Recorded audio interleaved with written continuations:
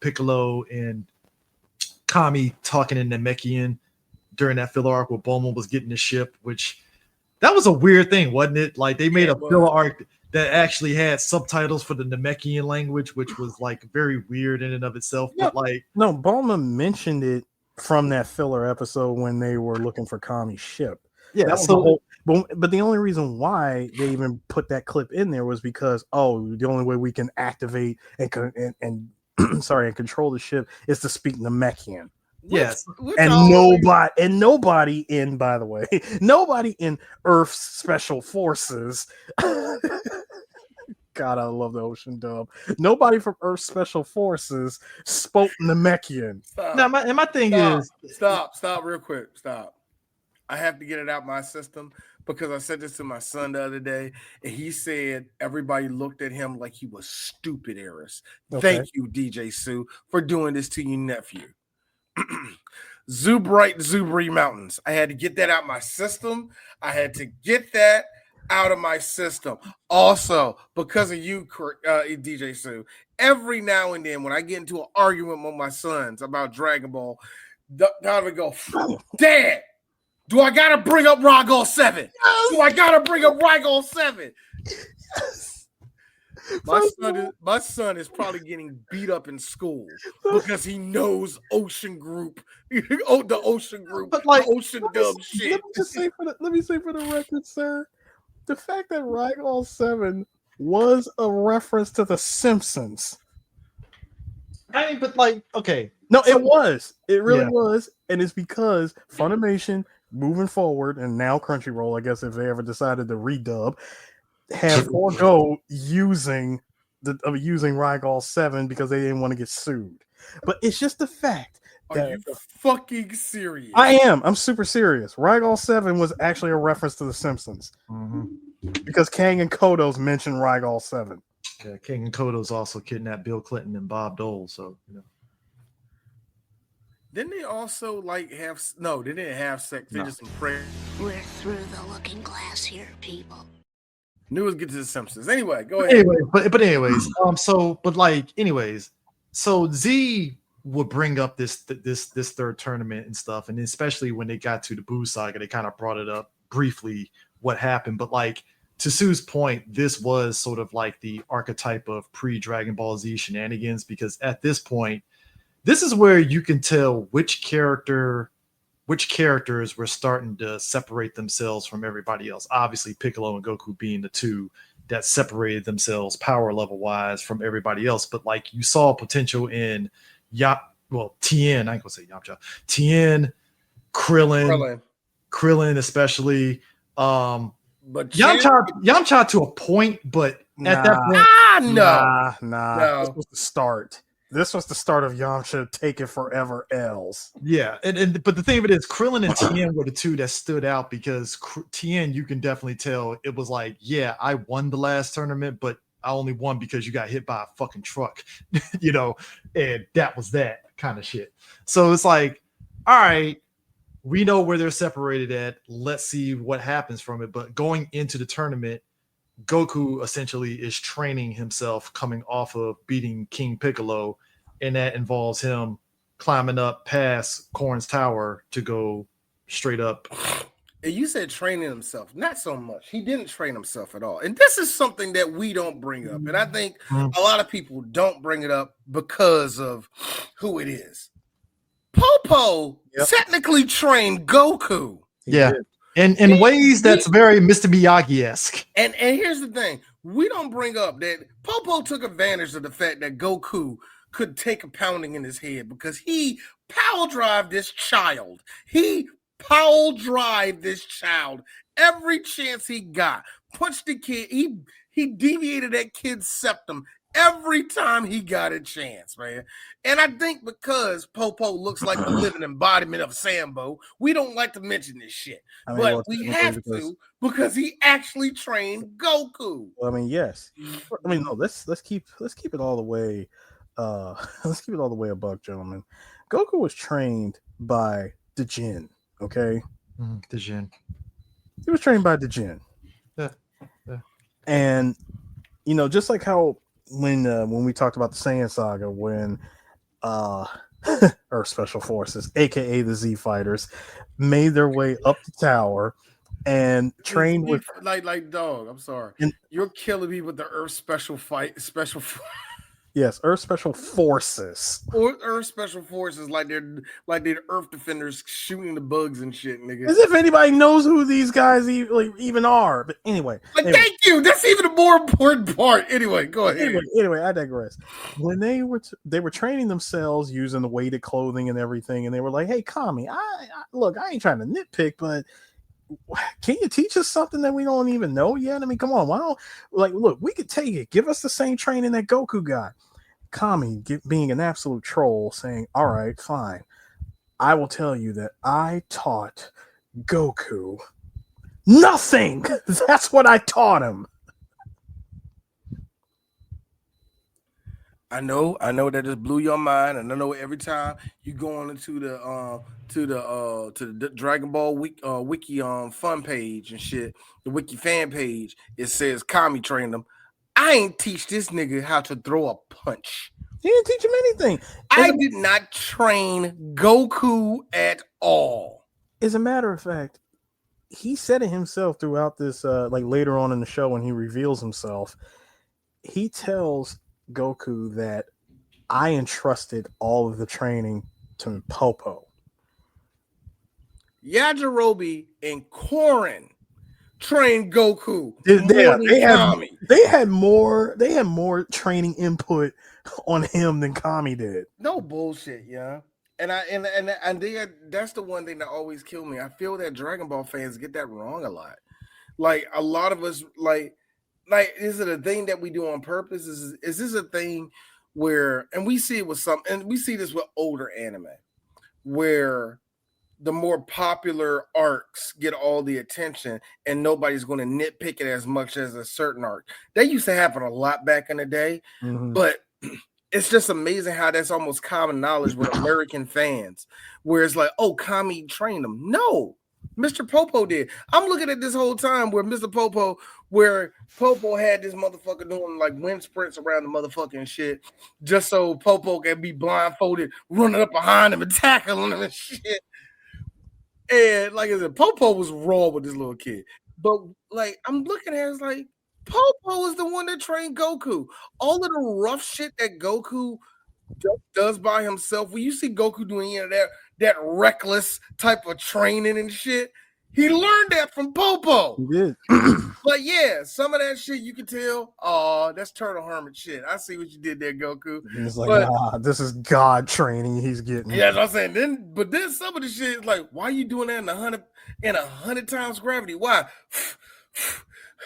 When I was 13, Popo woke my ass up 3 o'clock in the morning, started beating the shit out of me.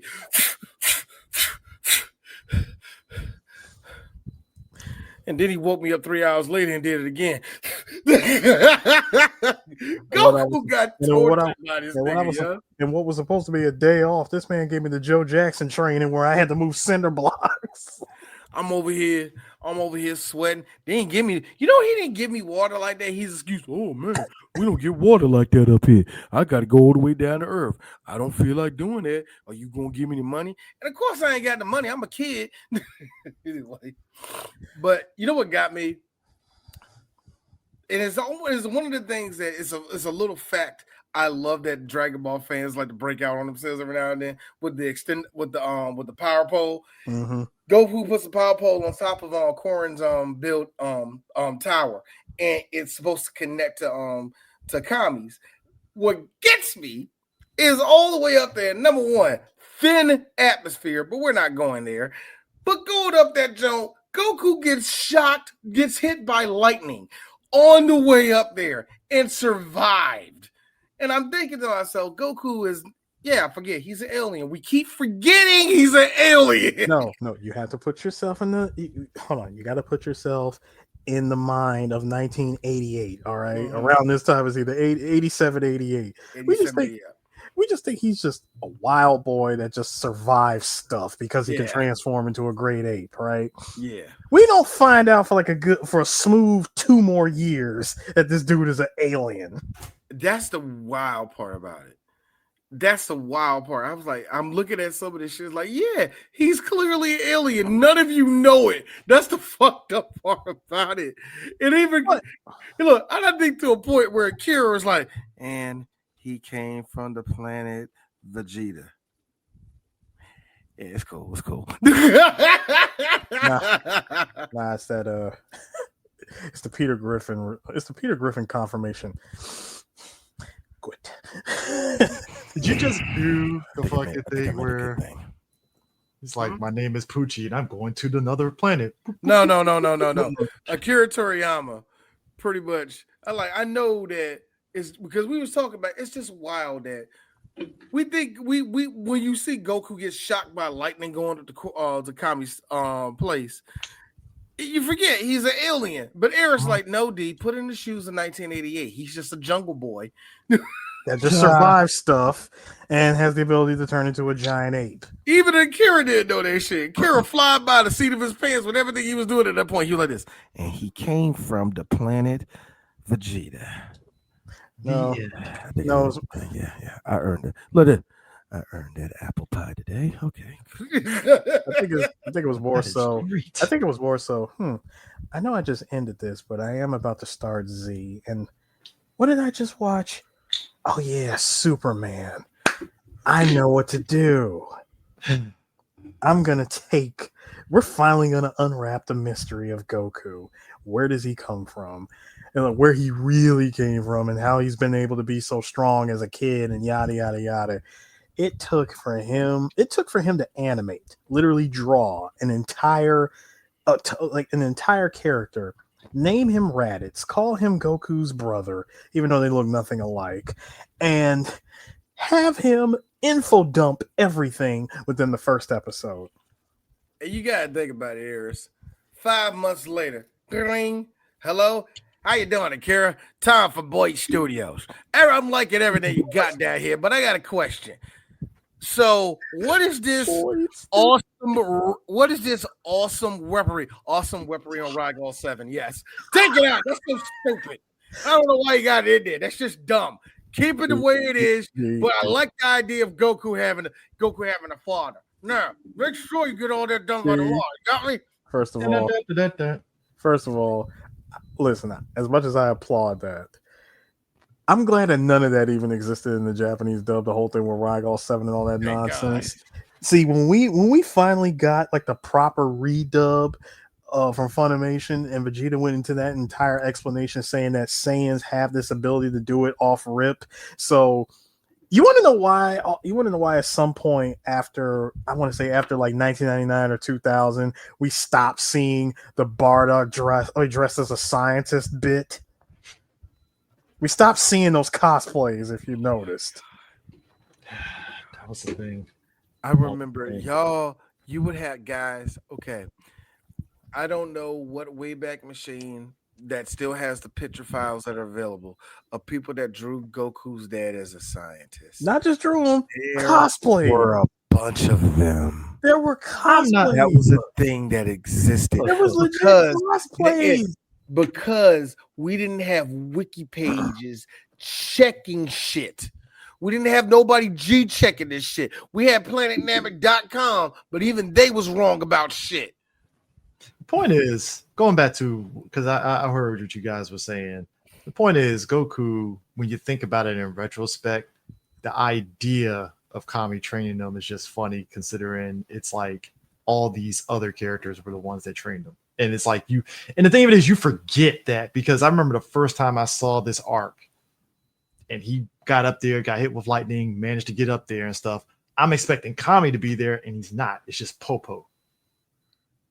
And you're kind of like, okay, that's interesting. And the interesting thing about Kami is that up to that point, we didn't know what he was. We just know he was a figure. Mm-hmm. That was it. And they kept it mystery the whole time. And because Popo had this nigga doing 2-a-days up there, didn't know that he had a motherfucking all. I get it. Didn't know he had a didn't know where we didn't see Kami until like 2 episodes later. It was 2 episodes after he realized, we got D1 material over here. Oh damn! Hey, look, I think he's good. Now, which is ironic because he had the power pole. Come on, Kami. Look, you know that's what Popo said. He had a power pole getting up here, man. Come on. Which is How many of ironic. them actually have that shit coming up here, bro? Which is ironic because it's like it kind of brings about questions a bit because we know that essentially, if I remember correctly, I don't know if it was Z that brought it up or if it was Dragon Ball that brought it up. I'm trying to remember the idea that Piccolo and King Piccolo and Kami were one being and they split. They established it in Dragon Ball. Okay, yeah, they did right. it during King Piccolo Saga. They did. Yeah. So they split. But the thing of it is, at that point with King Piccolo, we didn't know like Kami was the guy that was still kicking around. We just assumed King Piccolo was just that dude. Actually, if you remember, because you gotta remember, this was during that time when, for little Goku, it was on site anytime he came across King Piccolo, and the fact that he went to to Kami's lookout, and the first time he sees him, he goes, "Wait a minute, that's King, that's King Piccolo." It was on site, which is ironic. It was on site. But if you think about it, though, when you think about the fact that King Piccolo used Dragon Ball to get himself young, and then when you see him before that, it's like, oh, him and Kami were pretty much the same fucking age, basically. Like, oh, they were still old. They were old as shit. Yeah, I mean, they both definitely aged out, but in Kami's case, again, passing all the training, 3 years go by. The one thing that I wanted to bring up, by the way, before we even get to this whole bit with the tournament, when you have the entire who was it, the guy who runs, I guess it was West City or whatever, when he's got his, when he has like the mayor or whatever, had his own military flying around announcing that King Piccolo is dead. That was Mayor Fox, wasn't it? Mayor Fox. Yeah. That was some brand new day shit, wasn't it? Yes, it was. Feel a brand new day. It's amazing the infrastructure of this world. like King Piccolo ran roughshod so much over one part of the world, you know.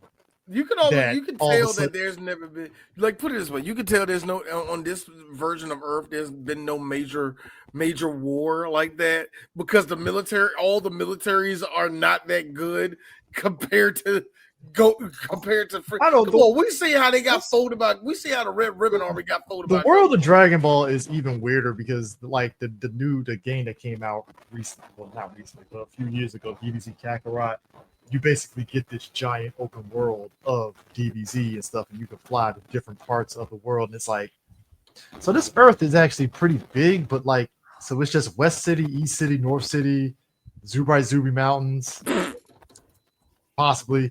That, like, you know what I'm saying? All like, right. I know that's a movie, but still, like, no. All right. Number one, Chris, check your microphone. It's messing up. Is like staticky. And two, there we go. And two, you just can't drop the Z name on us, man. You just can't do that shit, Chris. You can't drop the Z name on any of us like that, man. Yeah, I mean, but that's the thing. It's like it's this world is so big, but the infrastructure is so weird in the fact that King Piccolo was just in one part of this world, and like you said, it's this whole "can you feel the brand?" It's like, gentlemen, think about this. It's not the fact that he was just in one part of the world. It's the fact that he had pretty much the world in a chokehold from one part of the world. This is a man who said, thank you for giving me my wish of giving me eternal youth. But you ain't going nowhere. Mouth blast. Man, my man showed the Eternal Dragon what that mouth do by blasting it to smithereens. And yet Kami was like, oh yeah, by the way, I can actually pause. I'm sorry, I really needed Dave right there. Pause. No, but I did enjoy the fact that Kami was like, "Oh yeah, I can bring the Dragon Balls back." Just FYI. Yeah, I hated the way Kami said that shit too. Oh, by the way, I got you on that shit. Yeah, like, I got you. What can we do? He said, "What can we do? Like, I can't use the Dragon Balls anymore." Oh, that's not an issue. He might have killed Shenron, but I can. Seeing how it was inside of a glass jar and it was in pieces, it took Goku telling him for him to say, "Oh." Yeah, I was supposed to put that together. Like the man was building a gun plug and meant to come back to it later. He pulled a Fonzie, let me hit the fucking jukebox, and then all of a sudden the Dragon Ball. Bullshit. Yes. So many mouth By the way- blasts and finger and by the blasts way- in the universe. And by the way, pause again. So many. But yeah, it was a very hit the back of that joint. I'm look now. But that This just shows shows you how much of a chokehold King Piccolo had the world in for To that, show you- that brief period. Now, shout out to all the newer anime fans. Let's say it's newer anime fans because older anime fans, we don't give a shit. But shout out to all of y'all finally getting to the point that we told y'all niggas where y'all were going to get to. There now, I noticed that on TikTok, a bunch of them now are like, can we look at a show without there being some type of goonery? Like every show, we gotta see the guy's fetish and nothing. We're like this. Welcome to anime.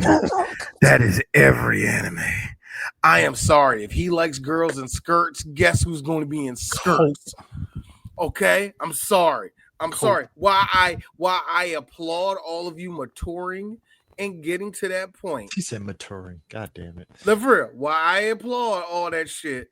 Us old taku, we're used to it. Because we're used to it. But don't First of all, whatever. no.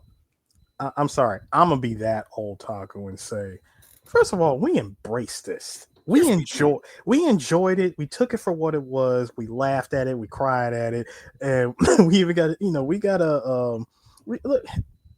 There might have been cringe when it was necessary. Unlike y'all that think almost everything every 5 minutes is cringe. Yeah.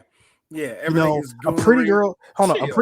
a pretty girl shows up in an anime, and immediately y'all say, "Oh, here comes the gooner bait." Nah. That's anime, dog. That's what I'm That's saying. actually. I hate to be that person. That's one of the sexy things about anime. You're just going to get used to it. But here's the funny thing. God, Orihime existing for no reason, gooner. Right Now that being said, every now and then, even I, as an old taku and a guy that likes his hentai every now and then, even I have to look Eris dead in the eye and go, I don't think we needed that panty shot. I know you think we needed that. No, D don't think we needed that shot. No. And Then then like, Chris, do you want to help me on this one? Do you want to help D on this one, Chris? Because I got nothing. No, I got see, yeah. Don't look at Chris. He can't help you. This is me. You say that. I don't think that was necessary. Here's me, D. It's 1987. Sorry, it's 1988 going into 89. This was fine. I don't think anybody barely noticed. I don't think nobody did. 1989, another summer. Shut up, Chris. Shut up, Chris. Because I offered you a chance to be like me and Eris. It would I say you can't have fun in the reindeer games of being a degenerate. You go, why can't I be invited? Because I give you the door and you go, panty shot. I want no part of this discussion. You do that. You do. That's the shit with Bulma. The shit never just hit for me. It's like, all right, cool, but it's just like, yeah. I will say this, Bulma, and I stand by this. Despite me being a hardcore stan of Chi-Chi, Bulma is the best girl. Period. I mean that in all of anime. Because she has money. That's why. And she's tough. Not because of that. And she's actually legit tough. This bitch went to a whole different other planet without a gun. Well, no. That's if you watch the Ocean dub version, all guns were omitted. Shut up. However, shut up. However, shut your whore mouth up, knowing the Ocean dub. However, remember when they collided into that ship that looks exactly like theirs, but in actuality, it was a bunch of orphan kids that were commandeering another spaceship, and they had a cloaking device. Remember, she did the whole Ellen Ripley bit by being in nothing but a bra and panties and pulled out blickies. She had her yeeks out in that thing. She did. All them children. She did, and she had blickies on deck ready. She did go to another planet with plenty of artillery, sir. But here's the thing. I'd never say nothing against Bulma because to me she is she's the best. When somebody say who's best girl in anime, to me is Bulma. Nobody else. Yes, because Bulma deserves her flowers. Because let's be real, had it not been for Bulma, Goku wouldn't even be where he is. Exactly, and I also love how she is a lead in an anime, and her and the main star are the thing. Mm-hmm. I love how Goku and Bulma are actually best friends, and you can tell that they're best friends. And yes, no offense to the Japanese version, version of the anime, but I needed to hear it in English when him and Bulma was going on the ship. But when Goku was like, what are you talking about, Bulma? You're whatever age. She was about to swing at that nigga. To actually hear it in English is a lot funnier, I will admit. But it's real fun because like with Chi-Chi and Goku, you can tell what their relationship are. With Goku and Bulma, it is a brother-sister relationship, and I fucking love it. I mean, consider the fact that Bulma love their relationship. Consider the fact that she was already like well into her teenage years, and Goku was a literal child when they met. And they had an embarrassing thing. Hey, Goku, remember when you slipped? You was 6 and you slapped me on my pussy. Remember that shit? You know, let me say for the record. I'm just gonna say for the record, Akira, you did not have to reanimate that so beautifully in Path to Power. You really didn't. Why? They reanimated it. What was the reason? What was the reason? You could have did that. You could have told the story without even doing that part. And Akira was like, no. What made it so crazy is that it was legit the animators from Dragon Ball GT that animated Path to Power. That was so funny. You didn't have to do that. You really didn't. No, do that shit again. Make that shit look pretty. But like, I really love that. And her Flash and Master Roshi. I forgot you did Flash Master Roshi in that one too. Yeah. Okay.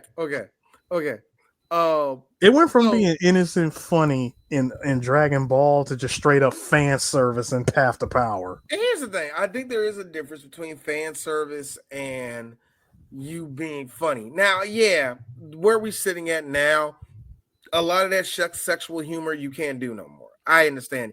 Even from the Japanese perspective, they don't do that shit no more a lot. But us old taku, we can take these hits. So every now and then, when one of these animators feel the need to goon, we can be like, man, so what's the story about? While all y'all go, we can chill with this shit. I personally, I'm gonna be that guy. I hate that word. Yeah, I do too. I really do.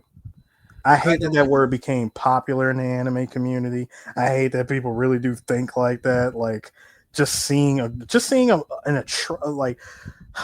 moderately to a conventionally attractive woman on screen wearing anything that encapsulates her beauty is automatically gooner material. That's what you call it now, and it's so stupid.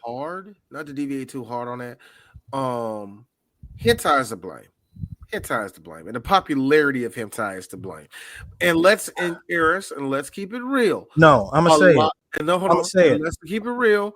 The accessibility to AI with hentai has made it worse. Okay, look, that's it. First of all, that is that being said, that is the reason why I think it got kicked around a lot is because you and I know this as well as I do.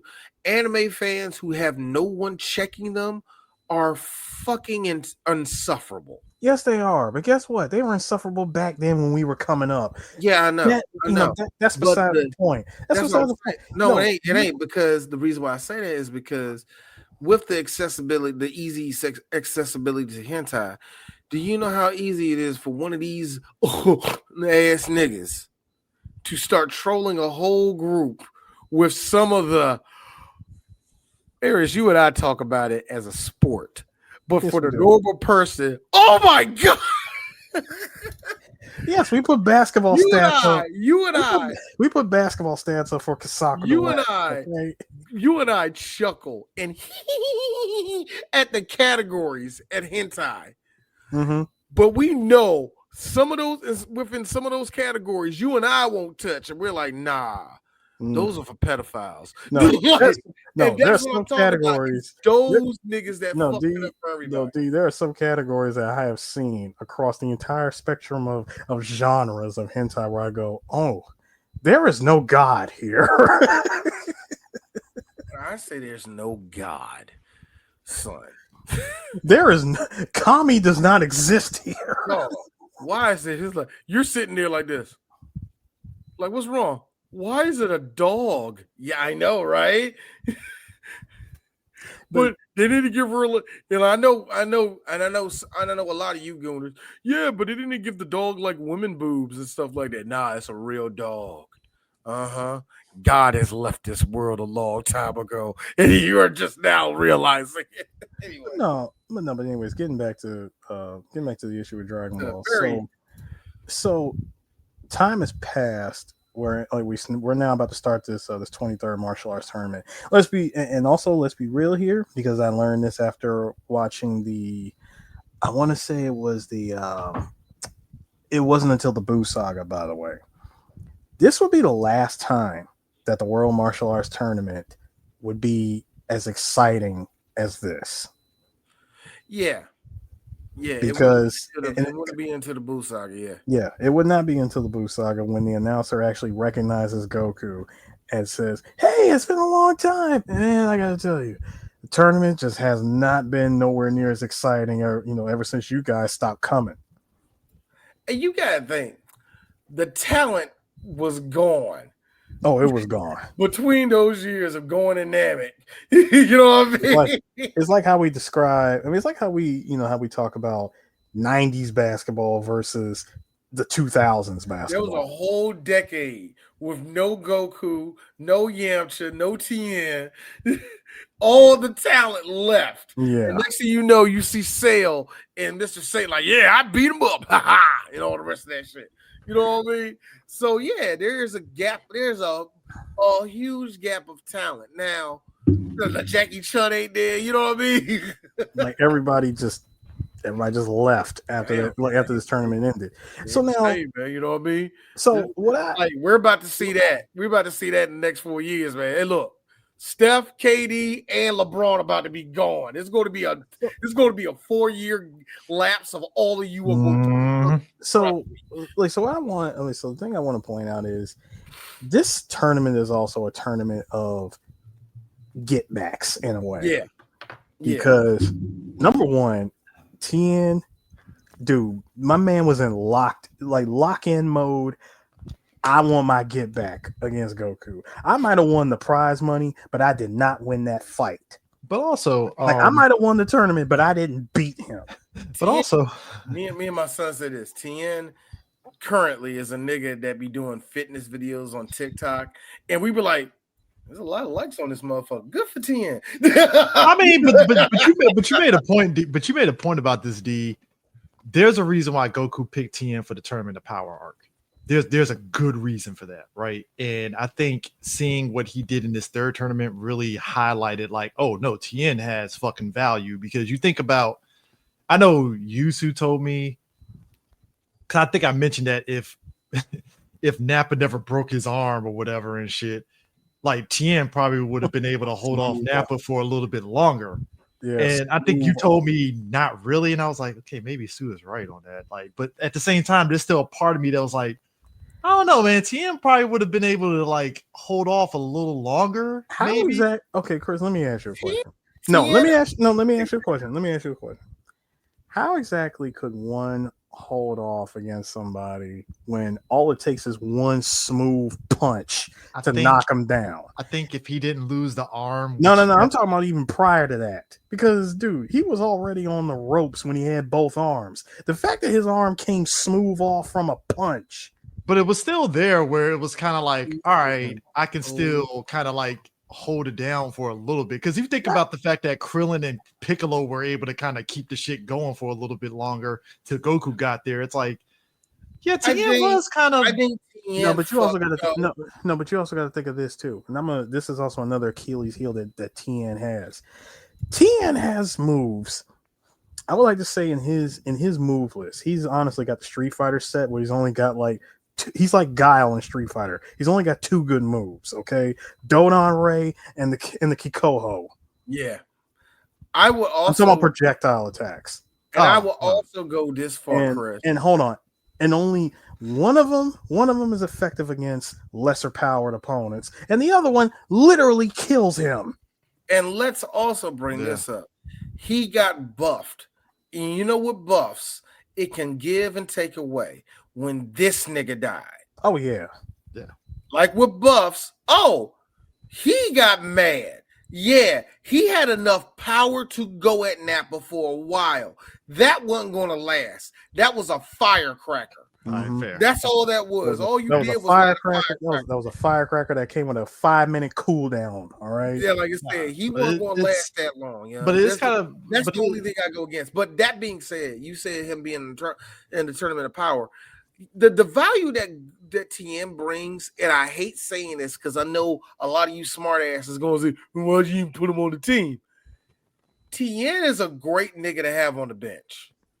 He's a great nigga to have on the bench. And on top of that, an actual journeyman, if you will. That's what I'm saying. If everybody's in the huddle, I lie to you not. Tien is the one that's like not playing, but he's like, nah, because he switched that way. Tien right, so let's do this right. You right, Tien, yeah. Let's like Tien is good for coach. He's a coach. Tien is good. Tien is good for a good 10 points. It's a strong 10 points, but it's like, all right.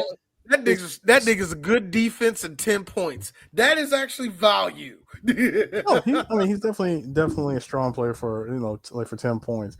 Also, unlike every other human on like in the world of Dragon Ball, Tien is like Kobe and Jordan, where he doesn't know how to turn it off.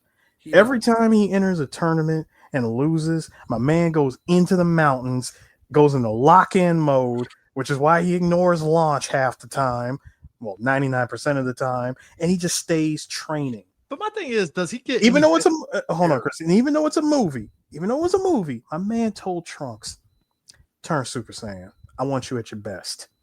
But does he get any benefit? Does he get any benefit from being? I like how us fans said that's canon. And I accept that. I said it's a movie. I just said, look, it's a movie. It's a movie. Hey. We all know it's a movie. But now, canon. But now, what were you asking? Does he get any buffs?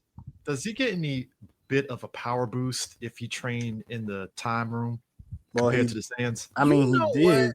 He did. He did. I mean, I don't count Dragon Ball Z for the Saiyan Saga, but I'm just saying. No. I mean, just. Well, technically, no. I mean, it's not like he increased his power, after a near death or full death experience or training in Otherworld with, with King Kai, because you got to remember him, Chaozu, Yamcha, Krillin, they're all human. They don't get the limit. So I would say their power some type of ceiling. You know what I mean? Yeah, it takes a lot for them to break that glass ceiling. Unlike everybody else, it's a full-on alien where, oh, dude, I die, come back to life. I already got the power boost. And Piccolo can just absorb other dynamics and be like, hey, I'm powerful and shit. Like, look, and I can take that and Daima did clear it up, and I got to actually watch Daima. That the Namecs are technically demons.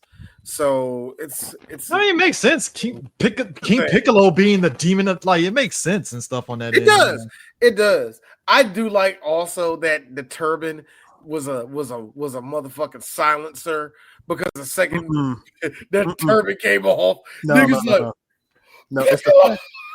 the fact that he enters the tournament as Ma Junior, and he's the 6'11" green guy that looks like King Piccolo's here. It's the turban, the shoulder pads and everything, because it's the 80s, the shoulder pads and everything, and the fact that he could walk around and everybody just looks at him like, man, who is this guy? But I've never seen him before. It's the fact that he walked around with a disguise that would make Clark Kent blush. But it's the thing of it is, if you look at the world of Dragon Ball, they have a mayor that's a fox. King Piccolo is just a normal fucking person walking around. Honestly, but that was the turban. I'm sorry, you got a problem with Mayor Fox? Do you know what he did for the poor in West City, Chris? I'm sure you he have did a any lot. idea what he did for the poor in West City? That's y'all problem, man. Y'all outside the beltway don't know nothing about what goes on. No, but it's just like Piccolo wearing a turban and everything. He's just another dude wearing a near identical outfit to King Piccolo. I also like how Piccolo, little nigga YN Piccolo, was just walking around, piecing off everybody. This scene where he grabbed the fish and killed them fishermen. I'm like, Piccolo was bodying niggas for no reason. Could. I loved it. That kid literally, Piccolo as a kid was literally like, so they did a juxtaposition in First one, that's what he was. They did a juxtaposition in this going into the tournament before that 3-year time skip, where it's like, whereas Goku is doing his adventures and training with all that, we see little Piccolo just out here being a fucking menace and learning like, oh, I know how to kill. I mean, great. because in a sense, while he's the offspring of the original King Piccolo, in a way he transferred all of his knowledge, essence, and whatnot into that egg. So it's like he's pretty much Piccolo. I mean, he's pretty much King Piccolo reborn. Mm-hmm. And that's something that for Akira Toriyama, give him respect, and he would keep it with Piccolo. He kept that up all the way until him and Kami fused up into Cell. Mm-hmm. That they really kept that storyline up. And even when you see in Daima how they explain about the dynamics, I'm sorry, Akira, you really did love Piccolo because he had the most sound background than everybody else. But yeah, they really kept that up, the whole thing about him being like just the pure essence of evil. So when he showed up there and everybody was like, who's that? How can you not tell? That was a nigga floating over Central City going, you can't tell. I'll give Goku this. My man was happy that he avenged the death of all of his friends, by one-shotting the king of the Namex with the Ozaru punch, right? Oh, you they Supermaned him through the chest, and he thought, "Hey, it's been 3 years. It's been peaceful. No, we've had no problems, no issues. I've been able to train in peace because I've been wanting to, I want to be ready for this tournament." Yeah, I wouldn't have thought about him either. I'm like, dude, I haven't thought about that guy in 3 years. But it is I know I killed him, but like, what is there for what's there for me to think about? You ain't coming back. But it is funny, like when you see the characters meeting up with each other at the tournament and seeing how older they got, there is a measure of like, because again, for all three of us, obviously, like at least for me, well, I'll speak for myself on this. We already had watched Z at this point, so when at least for me, I watched this on Cartoon Network and I'm watching this, I'm like, oh, this is actually pretty interesting because we're seeing the gang older now. And like Goku comes there and it's like, oh, they're like, who the hell is this person? Oh shit, it's Goku. He had a growth spurt over 3 years. And that's actually crazy. I was a crazy one too. Crazy ass growth spurt. That nigga actually grew the fuck up and had abs and shit. Which goes to the questioning the Saiyans in terms of how quickly they grow up. Because you remember Goku coming off of the King Piccolo saga was literally Chaozu's height, and then all of a sudden 3 years later, boom, he's like fucking TN. He was about 12 when that happened, right? I would say he was around 12. No, because if it's been 3 years, he's 17 technically right now, isn't he? Yeah, around here, he's 17. around this third tournament arc, he was around. Yeah, I would say either 17, 18 at most. So if anything, his fight against King Piccolo he had to been like maybe 15. Passage of time is very weird. 15 errors. like between 4, no, I would say between 14 or 15, like depending on. Yes, we know he had a growth spurt, whatever. But no, it's fine, errors. I'm not pressing you, dig. I'm sorry if it didn't feel like it was. I'm just saying yes. In that 3-year period, we just saw him disappear, go into training. He comes back, and for this series, yes, he's tall, but you notice that he's actually a little bit taller when we get into Z. Mm-hmm. Yeah. Now, because that was like a whole 5, and that's like a whole 5 years later after this series. Now, granted, it makes me question: was he training in the time room during that period of time? He did, didn't he? 1 year or something like that. he went into a different. It was like a different time. It was like a different spirit room that he was training in. It wasn't the same one from the Cell game. Okay, because in my head I was thinking maybe because remember in the Cell game, him and Gohan came out and they had long ass hair and stuff, and I was like, well, maybe that contributed to his growth spurt and whatever. Well, and stuff. more so for Gohan, because that one when they were in Spirit in Time, they were only in there for a year, and they technically came out early. Yeah, I know. Yeah, like, so. they didn't even spend the whole year in there. But it's interesting with this tournament, though, like to what you're saying, D. Everybody's trying to get their lick back, and I think it's interesting that this is where, when I mentioned Tien, you see that he literally is the successor of the Crane School because he puts it on fucking Mercenary Tao, who is a cyborg now. I would like to say this is probably like I'm a Mercenary Tao. I'm sorry. Y'all keep on saying Mercenary Tao. His name is him. Yeah, it is him. Yeah, you're right. It's him. Himothy. You want to kill you? Okay, hold on. As the thank you, Chris. Kill you. Thank you. Listen, as the Utes like to say, the original aura farmer was this guy. First off, let me. I need to find that outfit still. I'm so. I gotta find that outfit too. I do too. I know. This is another one on the cosplay bucket list for me. You ain't lying. Hey, Eric, so you gonna go full cyborg? Oh yes, I would do both. You gonna do both? You gonna wear the helmet and everything? Yes, I would do both. I would be both cyborg Tao and regular Tao. I would say with Tao look. He's an aura farmer, bro. 3 Black Geeks will not sit here all day and talking about how much we love Mercenary Tao. We will not. Okay. All I will say is this: I am mad how easy. Well, it wasn't easy, but it felt like Tien was like, "Nah, I already know how to whoop your ass, nigga. See, I'm waiting to fight you." And then when the Crane dude showed up, you're like, now I'm really about to wear your ass out. Well, I'm still disappointed that they really was. I thought that fight could have been longer. That's all I'm saying. No, I'm just disappointed. Like, do you know how dope it would have been if he was in Fighter Z? Oh my god, that's what I was mad at too, Chris. I was like, it's right there. It's right there. I don't even need. I don't need cyborg Mercenary Tao. I need human Mercenary Tao. No. It's the fact that it's the fact that you gave us Roshi. I was like, Tao's got to be next. You gotta give us Tao. You gotta give us Tao. And they didn't give us. They didn't give us him. Do you know what I feel? This is my only excuse. I feel that with Tao, that if Raditz didn't make it, Tao's not making it. That's kind of how I feel, yeah. That's kind of unfair. You're talking about. I know. No, that is unfair to use that comparison. But Nappa made it, right? You put in somebody, who was like a straight up menace, but versus the original aura farmer. Dude, you're talking about a guy. Hold on, D. You're talking about a man who used the back of his shoe to deflect a bullet and continue walking with said shoe before it even hit the ground.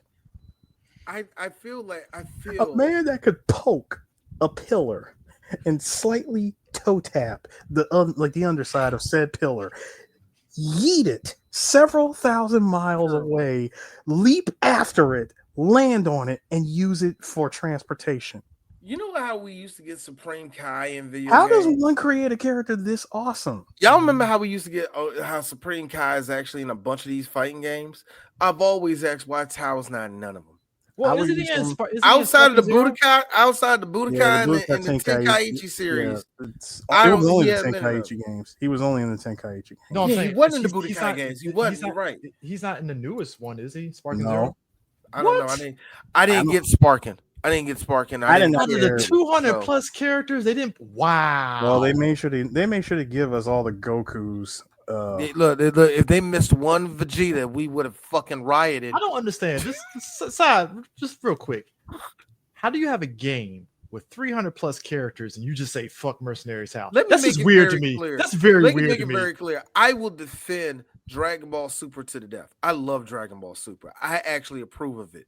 But you'll put both red versions of Goku and Vegeta in the game, but you won't Them two stand in. Nobody gives a fuck about God mode in both of them, man. But you're going to give me both versions of that, but you won't give me Mercenary Town. You know, that's cool. But I think it's interesting that like, and it's look. If Kui. I like how I actually had a serious discussion about Kui with my nephews and my sons, and we were just sitting there talking about Kui could have been better, but Kui got himself killed for being a dumbass because he wanted to still pull a fade on a nigga. When shutting you up, won years ago. Why are you still trying to start shit with this nigga? When shutting up was free 99. It was free. No, and then you followed him to another planet. I was like, Kui could have been a cool character. Kui is a guy to die. That's what happened. Kui only beat Vegeta the first time because he had a gun. That's the only reason why he did. I'm guaranteed. Hold on, Chris. That laser gun.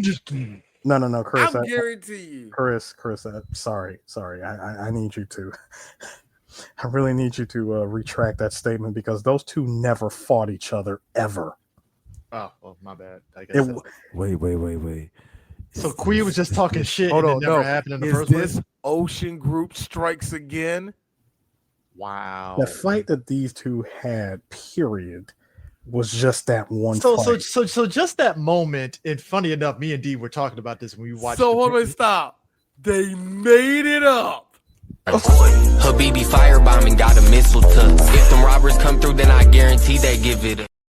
But I think it's interesting because when me and D were watching the Broly movie, that came out in 97. It's the gift that keeps giving. But see, here's the thing. Before you said that, when me and D were watching the Broly movie, we were sitting back when Frieza had his squad and Kui was right there, just shit eating grin the whole time. I was like, yeah, this is where Kui. Chris leads over to me, going, "Look out! You see that nigga right there? I'm like, who? Kui?"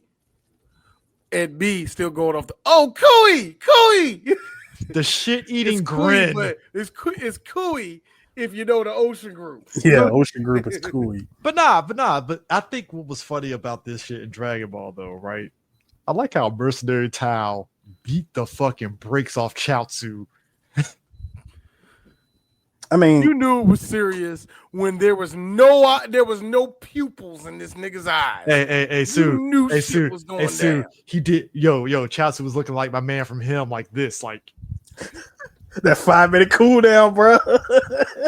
Over there, like I could be. Somebody took my boy from me. My best friend go. Dude, it was like watching. You got X's for eyes. What does that mean? Charlie Kirk the shit out of that nigga, yeah. I mean, well, except Chaozu actually recovered. There's a big difference on that. I mean, and also, if anybody got Charlie Kirk, it was Goku. Anyway, another guy that survived. He survived that, and that was directly to the chest, not from a distance either. Let that be a lesson to you, Christian fundamentalists. Be a Saiyan or not. I don't know. Or. Shut up. Be quiet.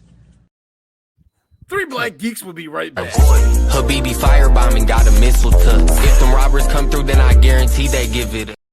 Okay, that's enough. Racism. Anyway. But I like how, to your point, D, this got fucking Tien angry and he looks over and you see Mercenary Tao with them fucking just that look of like, yeah, I killed him. I heard him. Like, what you gonna do? Man, straight up just had to Philip Seymour Hoffman look. So we're going to continue our fight or what? Philip Seymour Hoffman in Mission Impossible was great. I'm gonna kill her. I'm gonna find her. I'm gonna find her. Kill her. You have exactly 10 seconds. I'm gonna shoot her in the head. 10, 9, 8. Wait. You said it was in Paris. Where is it at? 6. Stressed 5. Tom Cruise is the best Tom Cruise.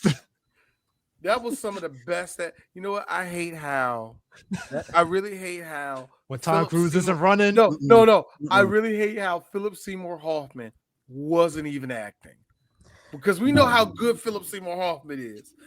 Tom Cruise is having all of us on the brink of tears because he's acting for the first time. He's like, "You don't do it, you motherfucker! I'll kill you!"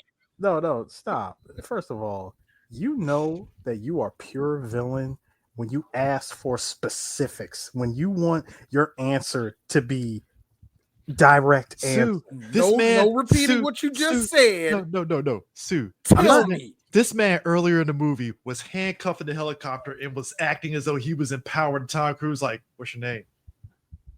All right, I'm gonna find you. I'm gonna find your girl. I'm gonna kill her. I'm gonna do it in front of you. You know it's bad. He straight faced him in the helicopter. No, but what I'm saying is, you know that type of villain because they did this in the Batman. Oh yeah, where when the villain asks a question and you do not give him the correct 100%. Oh, you're done. Like nail on the freaking dot answer. Oh, you're dead. Get your face blown off like my man with the bomb in the mouth. Even if you gave half an answer or like a part of the answer, but you're not specific. You know what I mean?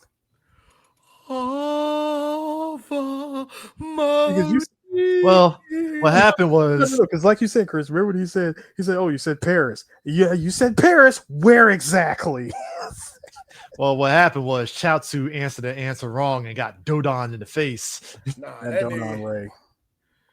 Chaozu probably went out there and was like, the it just got shot. You know him. No, people really do need to understand the lethality of a Dodon Ray. No, not just a Dodon Ray. We're talking, I'm taking off. It's a cannon Dodon Ray that Chaozu took. That nigga took. No, hold up. It's when the hand. No. It's when Mercenary Tao does this.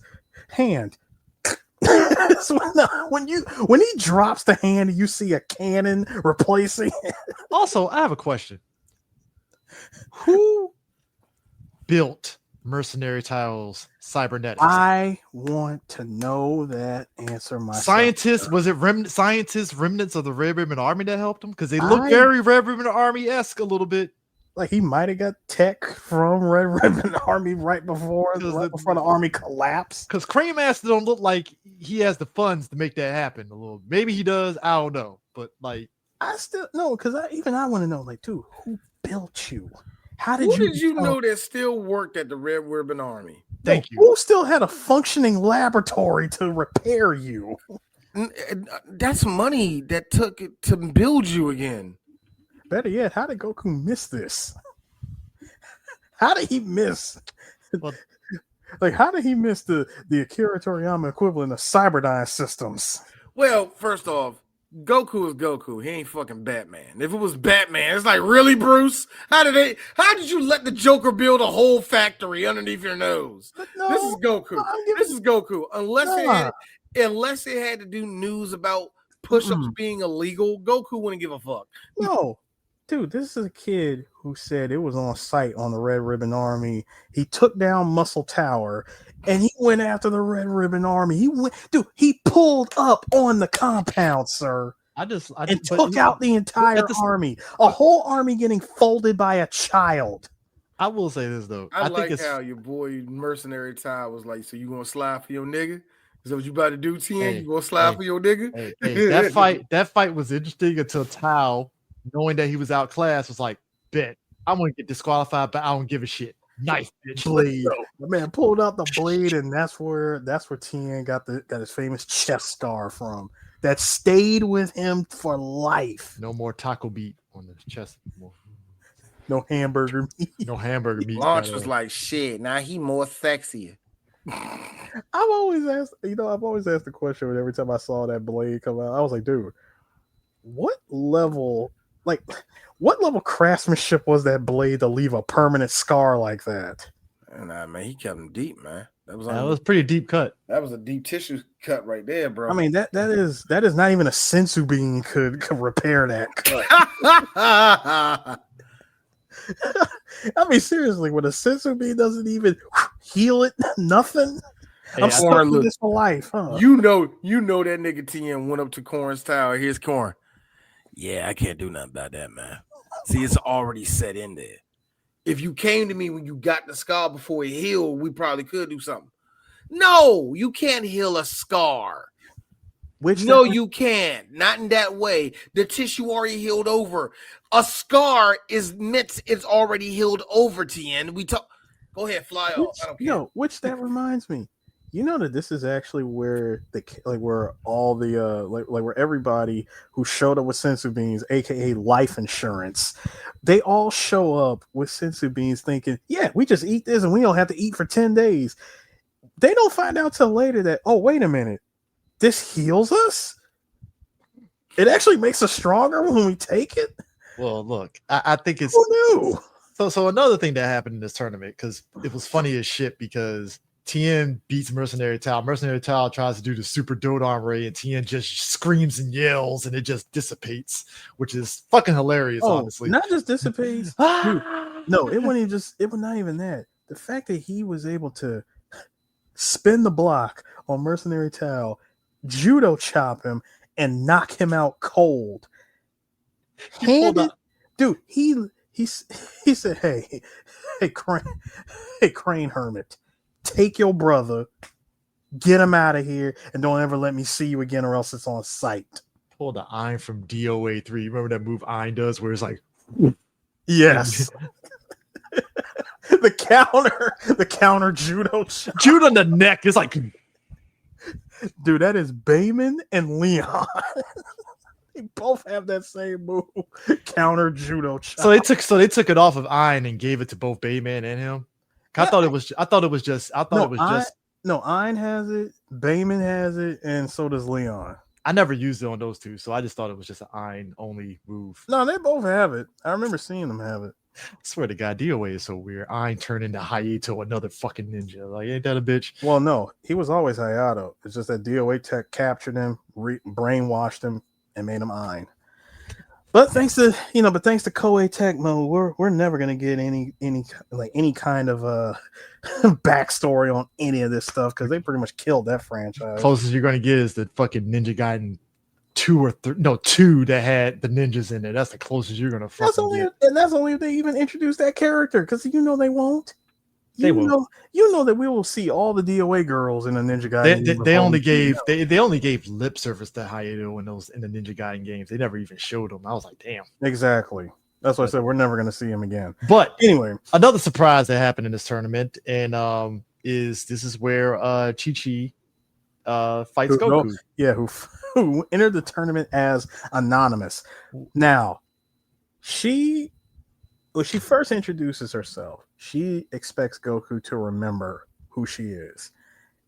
Bear in mind, they were both kids when they met each other the first time. Seeing how they're pretty much late teens going into adulthood, early young adults.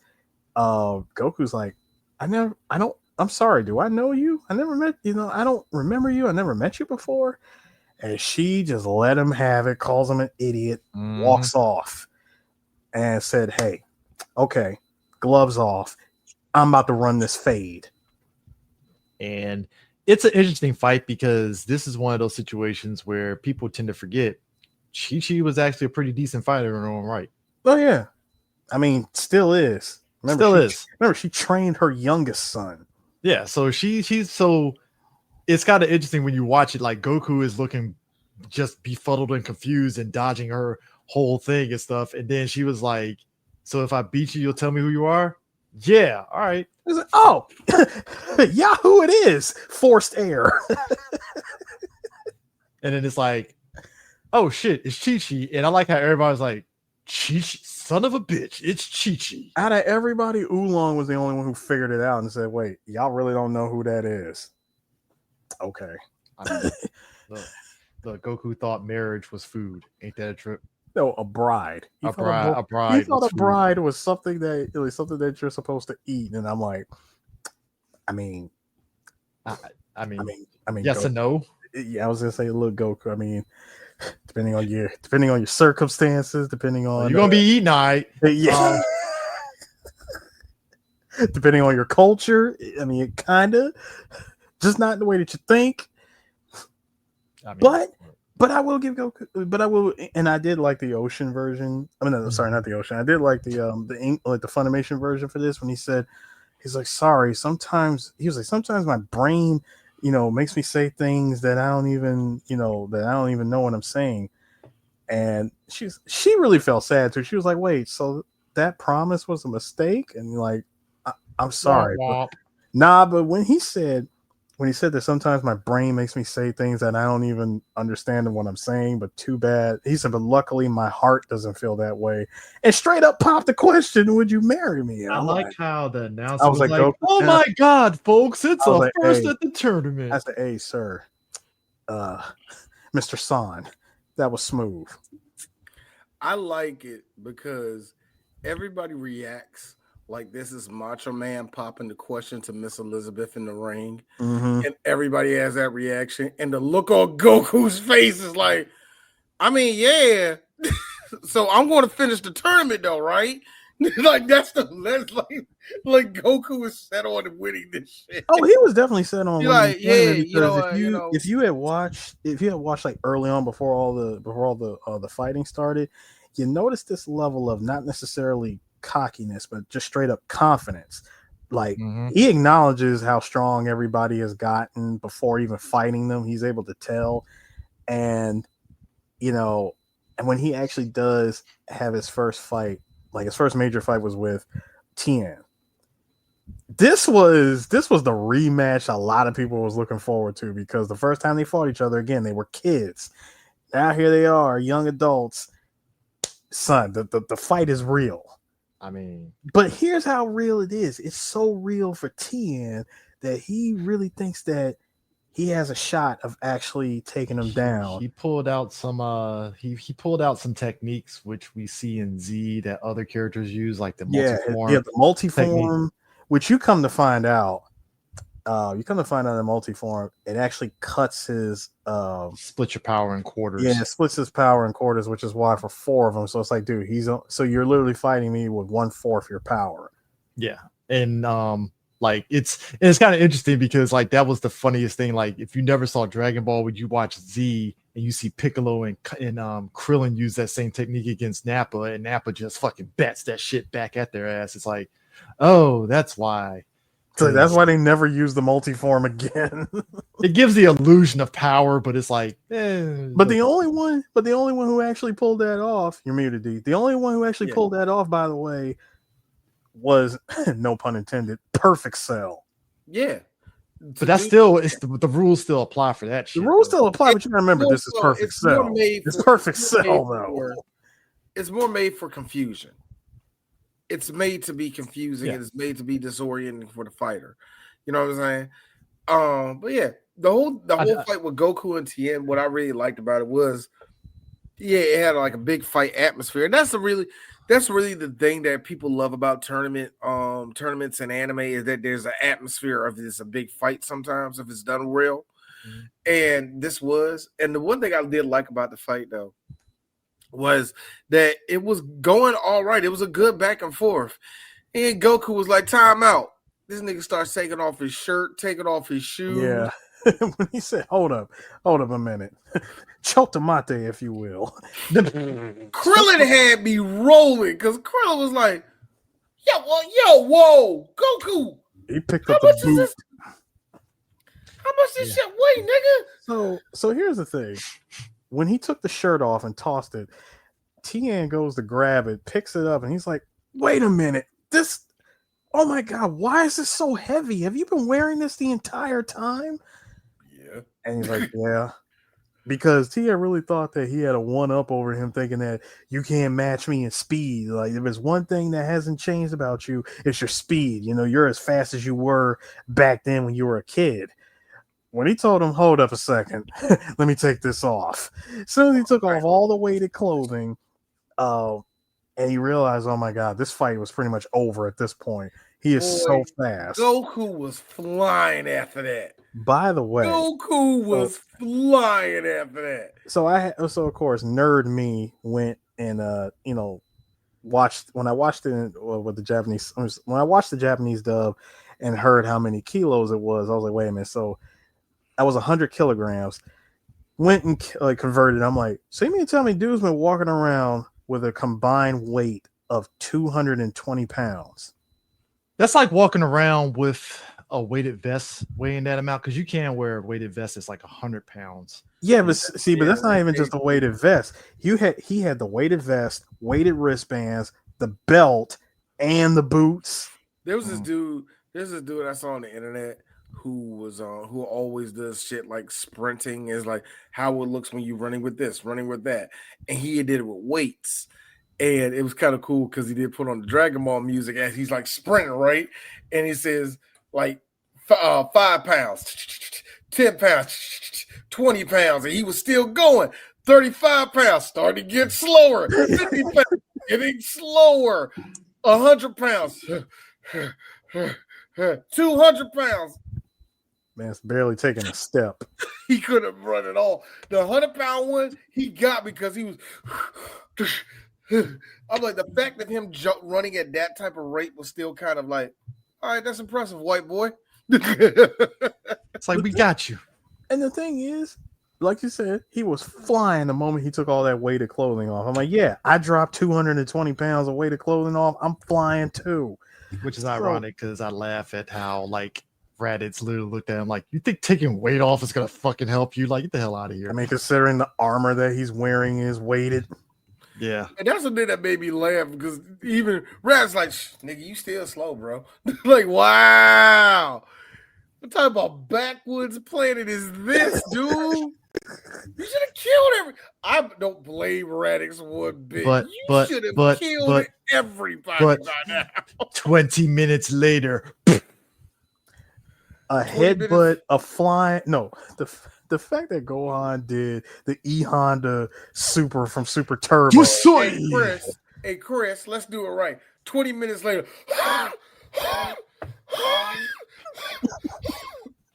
All the air out of his mouth, out of his body. Just who the fuck is this? Who the fuck is this? Who the fuck? Oh, you were saying. He was like, I'm about to call y'all niggas up. I'm about to fuck all y'all niggas up. Hold on, give me 2 seconds. Like all the wind he thought he owned was gone. Oh, fuck all y'all. No, for real. Hold on, nigga. This is my nephew too. He kicked the shit out of Gohan. So, your nephew after me, nigga. So hold on, Harris. Hold on, Harris. Nah, I ain't bleeding. So, listen, get this. So after he took the weighted clothing off and he fights Tien and the fight ends like that, even Tien said, "Look, I know y'all. I know everyone's willing to say that this was a good fight, dude. I had no idea how on a completely different level. Yeah, I had no idea how on a completely different level Goku was compared to myself. If you noticed, he didn't fire a Kamehameha not once against him. Nah, you didn't make me break out one beam. Here you go in Dodo Pan. Nigga, stop." I mean, I do think about it in the fact that, like, so you got that fight, but here's the fight that had me dying. So Kami at this point, he took over the body of a nerdy white guy. Just a weak human, if you will. Nah, not a white guy. That's a Japanese man. Well, Japanese man, sorry. With a Charlie Chaplin mustache, not a dictator mustache. It's more of a Charlie Chaplin. But it actually who it is, too. Took over his body and made Tien look like an idiot. And that's on top of the fact that Tien showed off the Spirit Ball technique. Which was cool. Was very cool. You know the last time that thing is ever cool? In Dragon Ball Fighters. Tree of Might. And then my man sat there and said,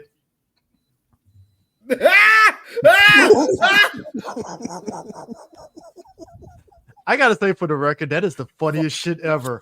A fucking robot said, "Yeah, I already know where this ball's going. Reverse." Like, we're not doing this shit. Man broke out the afterburners to duck that shit. That's sad. That's sad. This is why Trio Bite is so weird. It's like, so let me get this right. Goku had a twin brother that just knew all their techniques and just had a bunch of grunts that knew. All right, cool. No, sir. Okay, The one time I'm gonna tell you to not look at the ocean dub, okay? I know. I just it's a bullshit movie. First of all, there was no relation between the two of them. I mean, Turles only served as an allegory for what would have happened if Goku did go bad. It's the bright burn effect.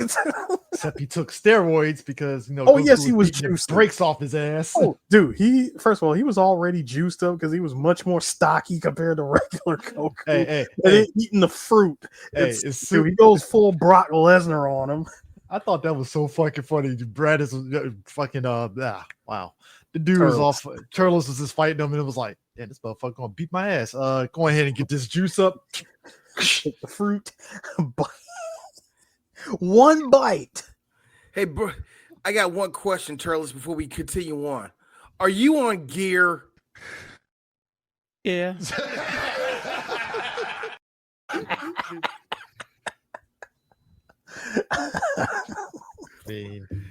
Look, and that's the fun part.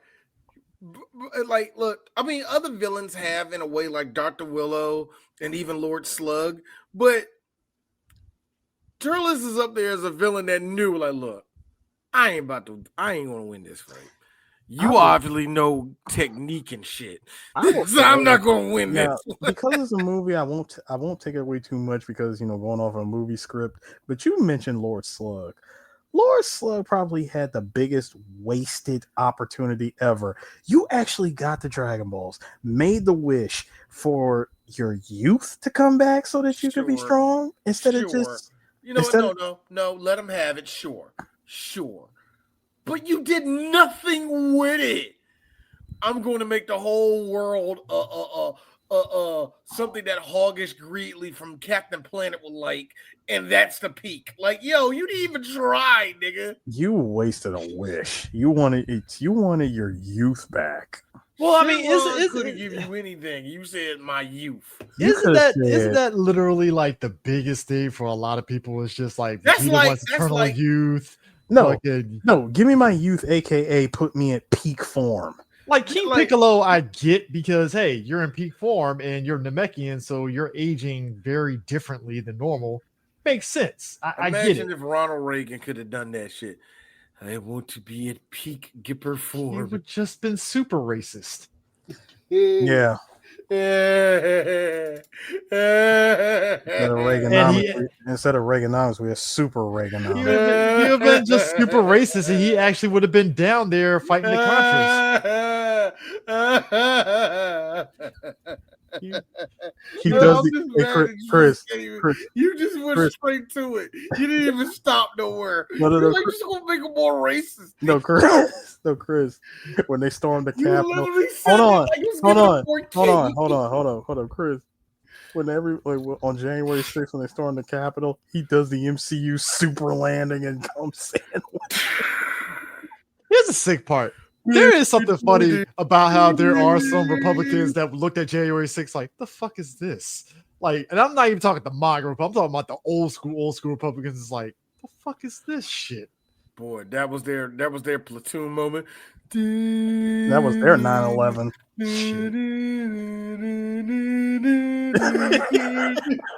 Looking like Willem Dafoe. Was that who's that did? Who was Martin that? That was Charlie Sheen when he got yeah. Front cover of Platoon. The bloody Big Show. Oh, best part of that movie. My man that said fuck this shit and stabbed himself in the leg and ripped that shit. Hey, I feel him. I was him in that moment, like, yo, fuck this shit. I'm out. Ugh. Sir, they got a Gustav gun. I ain't messing with that. Go ahead and just airlift me back to the USA. I don't need this shit.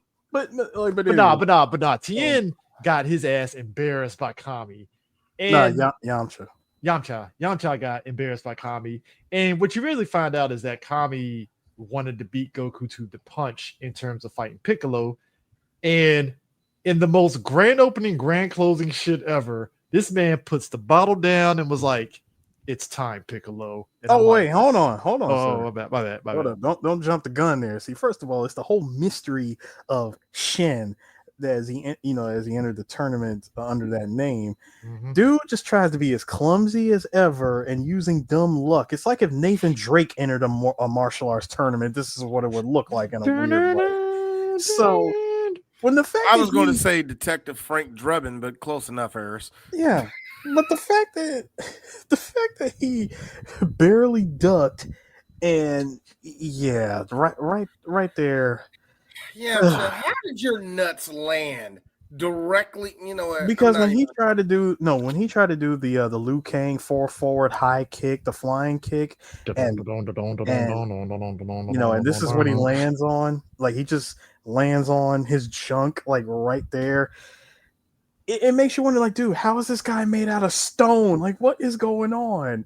Also, did it have to be Yamcha that fought? It had to be. It had to be. It had to. Someone had to. He was in the way of my junior. Okay. Someone had to take the L, and it was him because it was either he was going to take the L against Shin, or he was going to take the L against my junior. And because Krillin hadn't fought yet, Krillin had to be the first one to fight my junior. Yeah, which it was actually an interesting fight because even my junior was kind of impressed by Krillin the whole time. Like, oh, this guy actually got something. Like, all right. But going back to Shin against Yamcha real quick, did you like how he went? He was like, all right, check this out. When he came at him like this, you just saw elbow. Man got taken down by the salaryman elbow. That elbow to the chest, my man flew out of the ring. Tournament over. But you know what? I'll give Yamcha this. For as humiliating as that fight was, and as embarrassing, he still got signed by the Cincinnati Reds after this. That takes a lot of no, not the Cincinnati Reds, sir. He got signed. He got signed by the South City. Go home. He got signed by the South City Tigers. All right. I mean, yes. So anyway, it was after me and my kids were saying like, yeah, TN has a whole TikTok page, nutrition, health.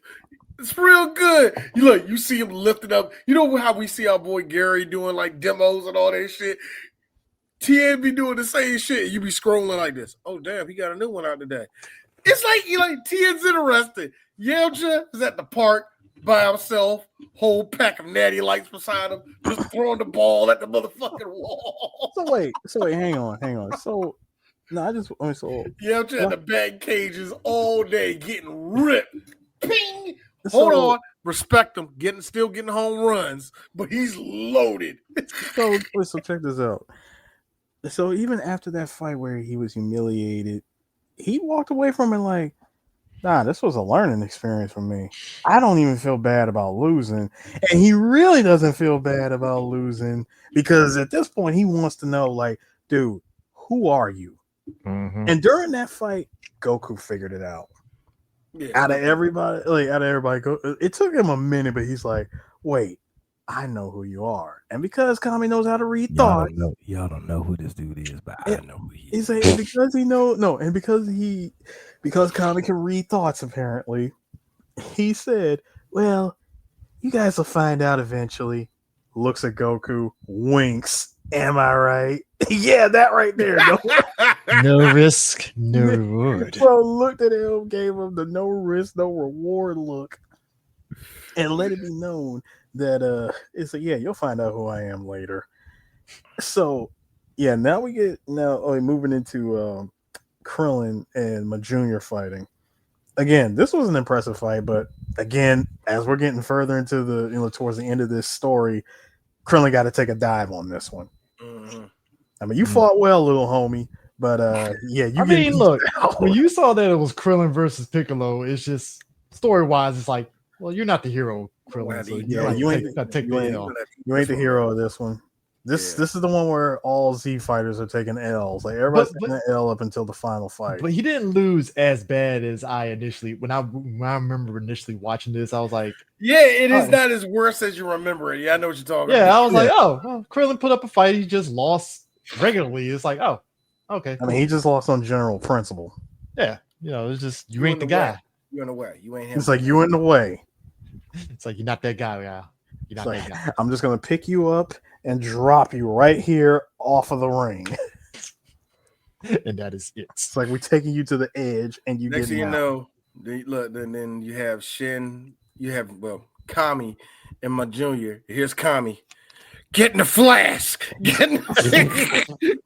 Kami the whole time. Get inside this. Get in the flask. Get in the goddamn flask. My man, like when he looks at him, and he was able to figure out who he was. He goes, "Yeah, I came down here because I have to stop you." And when he pulls out, all he did is, "You recognize this?" Puts it on the ground, pops the cap open. And he goes, "Is that a containment?" Hey, look. And the award for best acting goes to Ma Jr. because the way he freaked out, and then all of a sudden was like, you really think that bullshit was gonna fucking work? No. Bro, my man first said Bitch, Mafuba. My man hit him with the Mafuba, and dude, he Uno reversed him and said reverse Mafuba. And I like how Kami was like, shit. Nope. Didn't see that one coming. He said, "Hey, look, look, at the very least, let the human out first." He dropped the body. Oh, it was fun while it lasted. He hit him with that Johnny Cochran, bitch, please. Like, And he hit him with. Nigga, did I just catch you having fun? These two really did. Oh, and by the way, these two did have a full-on Namekian exchange. Yes, he did with the Becky in the background and everything. everybody looking confused, like, I can't hear because there's those subtitles. No, it was more like we have no idea what these guys are saying to each other. Like they hear them clearly talking, but like we don't know what's currently going on. We just want to inform everybody that we are taping this live. Because we are like they are conversing in a language that's never been heard before. It is not a language that it is a language that Mr. Fox himself actually Mr. Mayor Fox approves of, and Durka, I mean, jihad, Durka. Stop it, the both of you. The turban, stop it. The turban and the shoulder pads is all the man had. He is not of that region. Durka. Okay, gotcha. He is not going southeast on Bakalakadaka Street. I need you guys to stop. I mean, you know. Well, Eris, he did cross the Ruba Holly to get here. There was no desert for him to do. First of all, he was found in the mountains by an old couple that he pieced out just after being born. That part. This nigga walked on water, grabbed the fish, then shot a boat just for watching him catch the damn fish. Piccolo knew the ways of evilness. Niggas didn't make it home because of him. So, you know, thank you, Brian. Get in the flask. No, because he pulled the fucking shit for fucking Ava. Get your ass in the. Real quick. If anybody saw me open this and sniff this is actually 24-hour, that 5-hour energy joint. And I opened this, only drank half of it. And I just set it up here on the desk for a while. Now, I know for a fact it's red. I open it up, and it's a yellowish color. Ew. Yeah. That's probably all I can say. Yeah. Probably still potent. Shake it up a bit. Actually, I'm too scared to. I think if I drink that, I am up for 24 solid hours. Kami literally looked Piccolo in his face and said, "Get your ass in the Gundam, Piccolo." Get in the car. Oh, there is one thing that we did not mention. And we need to mention him because if we need to mention that Popo has helped train Goku, this other man helped train Goku too. And he showed up in a mask, ready for action. Yajirobe, I gotta say, nigga, the fact that I don't now he's in Super, but I haven't seen you in Super, and it's just like I'm glad you're still around, Yajirobe. I'm that's what D's saying. I'm glad you and Corin are still a happy married gay couple. I love you too. I would say, if anything, the way that Yajirobe moved throughout this tournament, he went about it like he was at a Diddy party. He just came for the food. He just came for the food and the salty, the salty sweet tournaments that was going on. I'm just saying, hold on. He came there for the food, the salty run back tournaments that was happening on like in the corner somewhere, and went home. But my thing is this. So you're telling me that he was Michael Jackson on Epstein's Island? I came here for the snorkeling, and the new Sonic game is out, and Jeff said he had that shit. I'm just trying to play the motherfucker. I'm just here for the snorkeling. But my thing is this, guys. Have you seen? No, like this. You're like, you're not here for the little kids, nigga. Have you seen the beaches?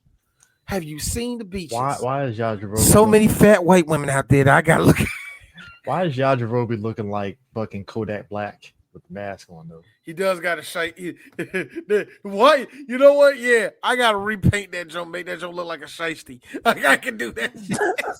It's like, yo, Yajirobe, you're the only fat guy with a fucking mullet that we know. What are we doing here? No, he actually came there like a straight up goon. Like a real goon. I want the tournament money for food. Like any second I see that, I see a Doughboy song coming on. Oh, really? I like well, but then again, we forget Yajirobe is the unsung hero of the Saiyan saga because he cut. Yajirobe has a place in Dragon Ball, and it's just so fucking funny to me. That's why I said it's actually. I know he's in Super, but I haven't seen him in Super. I just laugh. It is always funny when you look at Super, you see some of the people's like, I haven't seen you since Dragon Ball. So Akira had to be reminded you had lived, right? Like, how did you make it in here? We talked about in the King Piccolo episode. It's just funny how effortlessly Yajirobe killed Tambourine like it was nothing. Like it was I mean, yeah. He killed Tambourine. First of all, the only reason why he even killed Tambourine in the first place was because he was hungry.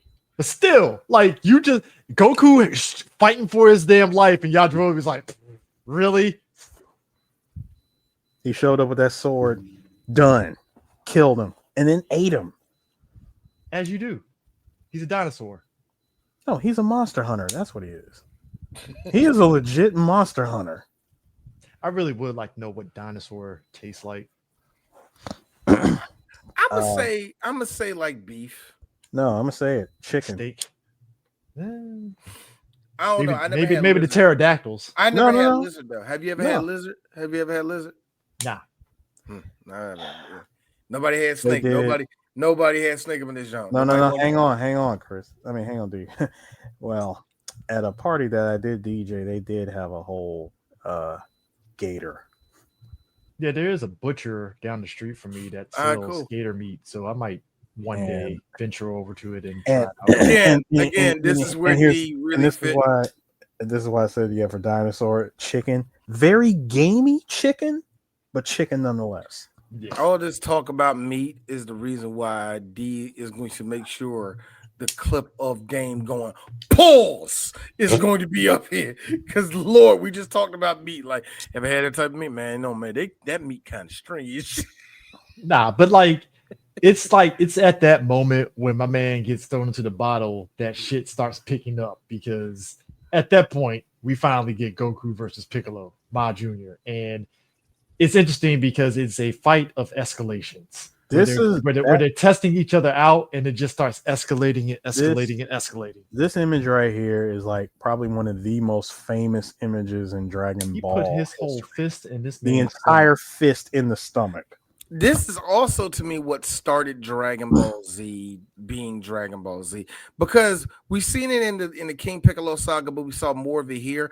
Blood becomes more pronounced, and that's another thing. Blood spitting. Like you said, a whole fist disappearing inside of a person, and it ain't a porno. You know what I mean? Which, by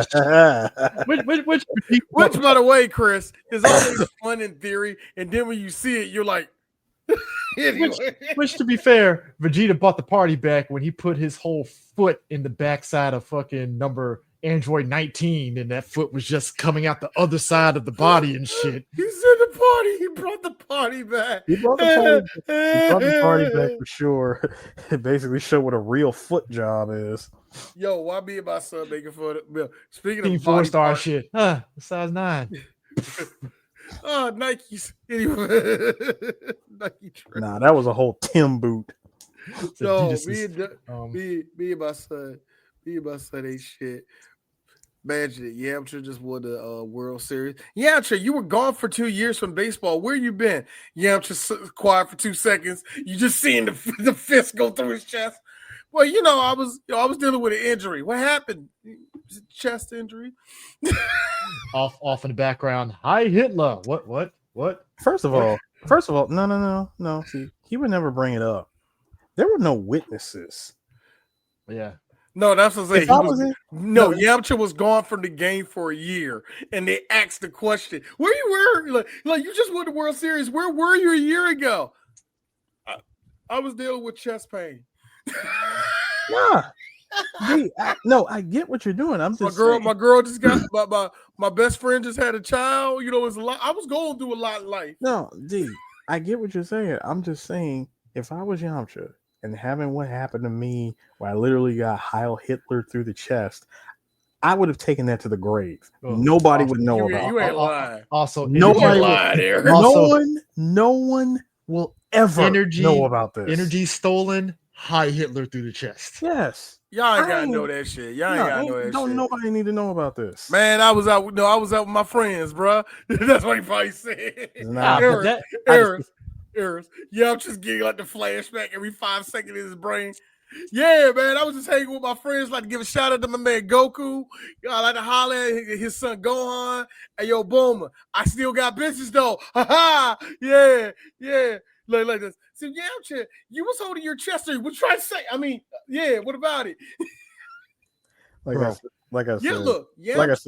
is going to the Hall of Fame, and he deserves to be in the Hall of Fame. But we know who the real Yamcha is. We already know who he is. Like I said, gentlemen, Batman couldn't beat that information out of me. Look, Eris, I got a question. Exactly. Yamcha already goes through enough embarrassment in life. That is enough. That is more embarrassing. Like for one lifetime that I ever needed. No. So ain't nobody gonna know about this. So me winning the World Series of the World Series equivalent in this world, and you telling me where I was gone for that year and a half, I'm not telling you shit. You ain't lying. You wouldn't need to know that. All I got to say is I was meditating. I had to spend time on myself. My friend just had a baby. We went through a really nasty breakup. And, I had actually, that shows you that Yamcha will talk about that. But won't talk about the whole of this shit. I mean, Negro, would you? Oh, Lord. Anyway, that's enough. No, seriously, would you? That was a terrible day. A horrible day, bro. That was bring the child up here, sir. Just gonna rub that in my face, sir. That was day 1 when they arrived in the first hour. Just gonna bring the baby up here, like, oh, this ain't your baby. Hour later, I'm over there dying. Anyway, but this whole fight, it's literally like bleeding in and out of my chest. You think about the fact that Goku had time to watch Ma Jr. versus Krillin to kind of get a read on Ma Jr. And then the opposite with Ma Jr. watching him fighting Tien, and they kind of get an understanding of where they sit at. And it's clear because you think even Roshi brought up, I think Ma Jr. Goku, they're like one of the top powerful people at this moment. Basically. First of all, they really bring that to presence that you really the strongest people, two strongest people in the world. No, you already know for a fact that you are pretty much in the finals when instead of just hanging backstage with the other fighters to watch the tournament, no, you decide to be pure villain, pure Black Air Force energy, and you want to sit above, like sit on the roof of another building. Type of nigga shit was Piccolo on? No, seriously, when you are doing this from up top just looking down, watching the fight. Piccolo, it's weird. It's weird how as black people we sit there and say, okay, the Saiyans are black, but then the Namekians are black because of how Piccolo operates. It's very confusing sometimes. No. Piccolo is the black one. I'm just gonna say that for the record. Out of all the Nameks that we've seen throughout the Namek saga, Piccolo and Nail, they're the only black ones. I'm glad you said that. Yeah, I think because we associate Piccolo with blackness so much as Americans we forget the other Namekians are nothing like him. They're not like him. If you think about it, it is kind of they're peace loving. They're fight when it's necessary, but they ain't him. But that's what I'm saying. I think that's what makes a difference, because it's kind of like the Namekians are homogenous. They're on their own planet. They have no reason to really train hard in comparison to Piccolo, who is basically coming off of being the spawn of King Piccolo. So he already has it in his head of being, I want to be the strongest person ever so I can rule this world. But this one dude is stopping me. So he has to train powerful. He has to train himself up. Versus if he was on Namek, well, Piccolo wouldn't be what he is on Earth. He would just be meditating and drinking water. Yeah. Drinking a lot of water, having clones of himself. Because apparently that's what Nameks do. You know what? That right there should be an advertisement for a sport drink. Namek water. Piccolo. Me and Malcolm over in the corner. Life finds a way. Just saying. So you have a whole planet full of men. I'm just saying. What happens? There's offspring. So how does Gentlemen, I am just simply saying, because they did this where I showed y'all before in Japan, where you can buy these actual green, green pistachios, and they're called, and they call them sensu beans, and it actually comes in the bag like in the anime. I was like, son, just take Piccolo's image, put it on on a bottle of water, and call it Namek water. By the way, the beans didn't do anything, Eris. I want my money back. All right. I got them for you. Yes, you did. Eris, you gave me and Chris a bag. I still have a baggie. I'm afraid my mama probably did something with them, but it's in my mama's house. I'm really afraid my mama did something with them. I ate them. Didn't get me to be powerful. I feel very ripped off. Why did you eat them? I was afraid they weren't from. I was afraid they weren't for consumption. You're better than me, nigga. Second of all, Chris, I told you I bought them from the tourist trap known as Akihabara. Fair. That's my fault then. I got it for the novelty of walking around with a sack full of beans on your hips, sir. Harris, we're not asking the right Chris. Chris. Did they give you the doo-doo? Shockingly, no, it didn't. I don't know, man. It's just green pistachios. But I still, Eris, I did have to drink some water to wash that shit down. Feel like it's set on there for display only or something. Like they were not meant for consumption. Look, I ate them. I was like, let me go ahead and drink some water behind this shit. Listen, could have been worse. They could have said these sensu beans was nothing more than them, the wasabi beans or something. You know what's crazy though? Full circle moment. So Piccolo, when he's fighting Goku, he turns giant. I think the next time we saw Piccolo do this was the superhero movie that he did. Is except he was in his new golden Piccolo form, his orange form and stuff when he did it. But I always felt like wasn't there like a downside to him basically being giant, like much like how Tien, when he goes splits up, it's like quarter of his power. Wasn't that the same thing with Piccolo with him turning giant? Where it's when he first enters the giant first form where he's like yay high, right? Where Goku is still able to judo toss his finger. He judo tossed his finger and made him crash into the freaking mat. But then when he says, "Oh, do you really think that I just stopped here at this size?" Dude gets even bigger and decides to just rip up the tournament. And I'm like, Piccolo, what's the end game here? And then squash Goku. No, the thing that get me was he squashed Goku. Everybody was like, fuck, we just saw someone die. Next thing you know, Goku. You forget Goku is him. He is really him. He already took the weighted clothing off. At this point, Goku's like, look, I see what you're working with. You see what I'm working with. Gloves off. We fighting for real. We are doing this. You know what? That's kind of made me laugh during the Tournament of Power when you see Goku still staying in the fight with Jiren. It look at Piccolo. Piccolo got this look. So that's how that shit look. Like Piccolo has seen Goku beat other niggas, but for some reason I know when he saw him fight Jiren and how Goku was like literally like running out of breath trying to figure out different ways to beat his ass. I know Piccolo like, I seen that look before. Wow, it's been a minute. This nigga look, it's been a minute. You know, like the TM's like, you see that shit? He making this nigga work, ain't he? Yeah. It was the same thing when he was watching him fight Frieza. It was the same thing. Like Piccolo, I know Piccolo has that moment where he's like, nah. As an ex-adversary, I can tell you that this is serious shit going down. When he seen Goku fight Frieza for the first time, he's like, these two are just messing with each other.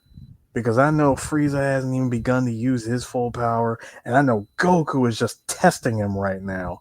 These two are literal monsters that are using the planet for their playground, and they haven't even begun to take this seriously yet. I think it's amazing to me that this whole Piccolo is all the way KG watching niggas dribble in the NBA now. This is why niggas can't live in my era. That's how Piccolo is. Dude, you know what, D, you brought up the whole fact that they destroyed the fucking arena. I just like it literally went from they're in a proper tournament to desert. It's just like hold on. And prior to that, somehow kept the square intact. And prior to that, gentlemen, when snap, Ranger helmet damage moment happens when he loses the turban and the antennas appear, and everybody goes, "Oh my god, that looks he looks familiar. Why does he look so familiar to me?" And he goes, "In case you people haven't figured it out, I am King Piccolo reborn." Everybody freaks out. They run for the hills. Hey, that green guy that has the exact same height as King Piccolo said he's King Piccolo. Run! They all run for the hills. They leave the tournament, and I don't blame them. Like, dude, our nightmare has come back to haunt us. Do you want to guess who was still there? This nigga, still there. And I like who said it. I forgot who said it. Was either Chi-Chi or it was like Roshi or somebody or Krillin. They was like, this guy's a pro. He's still my man's still doing comedy. I think it was Bulma. They was like, this guy a pro. Downside, he ain't getting paid enough to fucking be sticking around. He ain't getting paid nearly enough. Whatever the Buddha Tenkaichi is paying, it ain't enough. I will say this: I prefer him. I definitely prefer him over the commentator from the Cell games. Yeah, I thought it was the same guy. No, this was it was a different dude. It was a different dude. Remember, he didn't show back up until he did not show up until the Buu saga.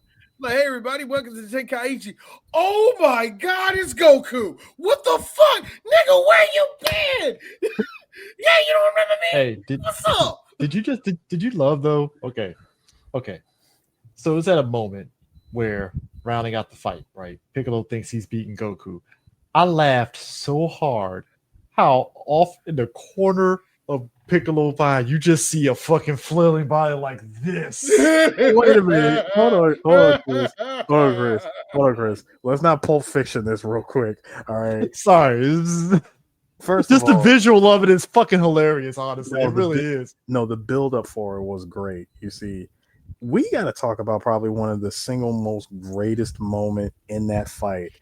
Goku unleashing the Super Kamehameha against Piccolo. Yes. Twice, might I add. Mm-hmm. And that first time was that beam struggle. And then we get this other thing that apparently... Why is it that every major villain in Dragon Ball history does this? They only do this one time, and they will never do it again. Mm-hmm. Powering up, unleashing a wave of energy. I mean, Nappa did it. which is very effective. Everybody has done it. Nappa's done it. Vegeta's done it. Like, everybody's done it. Frieza did something like that. Frieza did it when remember when him and Goku were standing across each other and they were just both like, technically doing the silent Dragon Ball flex. Technically, Frieza did it. Their energy do everything. So technically, Frieza did it when he transformed. I think one of his forms. True, you can technically say that. I give you that. Nah, but that whole Cell never did it. Cell didn't do that. No, his version of it was a full-on energy shield that he used. You want to know who had the best one? Boo. Boo was just looking at a clock. That was the scariest thing in the world. This nigga just 2 hours. I'm about to fuck all of y'all. It's about to go down. I'm sorry. I understand that when we talk about there's no real evilness to Boo. Boo was just a straight up busted, all black, dirty Air Force One. Didn't care about your life ass nigga. There is something charming about being only built to kill. There is something oddly charming about that. So here's the thing. Super Boo was black Air Force energy. Kid Boo was just pure menace. Kid Boo was a bloody foot running away from a crime. Like remember what we said? Remember what I said about Clubber Lang? That Clubber Lang was black feet on a hot asphalt. That's like Kid Boo on that same level. Kid Boo is Cambodian, barefoot in Cambodian jungle gangster. Like he's that. Like I do laugh though that Goku. With him, but anyway. Goku did probably one of the most Looney Tunes ass shit ever. All right, Piccolo's a giant. Time to go in his body and get Kami out. I'm like, which was probably the smartest plan ever. All right. He was. I go nigga. One of the best things. All right, first silly thing he did. Me, niggas bare feet. No. The first time he did it, he used it to propel himself. Dude, he used it to propel because he waited for Piccolo to get to grow to another size just so he could propel himself into Piccolo's mouth. Pause. And went inside with it, got inside of his body and proceeded to beat up them guts. I like how this nigga immediately started pause again, punching. By the way. This nigga started doing punching katas. All for him to go in there, grab Jonah the bottle. Whale over here. No, all for him to go in there, grab the bottle, and yeet himself out. And I know what somebody's saying. This is stupid. This is silly. Have you seen a second of Dragon Ball? Have you seen a second of Dragon Ball? They flew. That's why even when we do stupid, silly shit in Super, I go, have you seen Dragon Ball? Goku and Vegeta flew inside Boo's body and retrieved Gohan and Gotenks and flew out of the body. No. Let's give credit where credit was due. They flew out of the air holes. Either way, it's just as ridiculous. They flew out of the blow off valves in Boo's head. Goku got punched in the chest by Hit. Literally died for 4 seconds. Hit that nigga so hard. It traveled through dimensions and punched him so hard. That's what I'm saying. Dragon Ball is one of the stupidest things in the world. I love this. Literally proved his point as why his name is called Hit. And then Jiren came in and said, "Bitch, please," and just. Jiren is what happens when you don't talk to that one silent kid in the class. And I'm not talking about the school shooter. No, that's a different type of silent. This silent is. I don't know why Jiren don't play with us. No, Jiren spends all his time, he spends all of his time shooting in the gym. No. Jiren is he ain't gonna do that. No. Jiren is Brock Lesnar to Hit's black wrestler. Name one.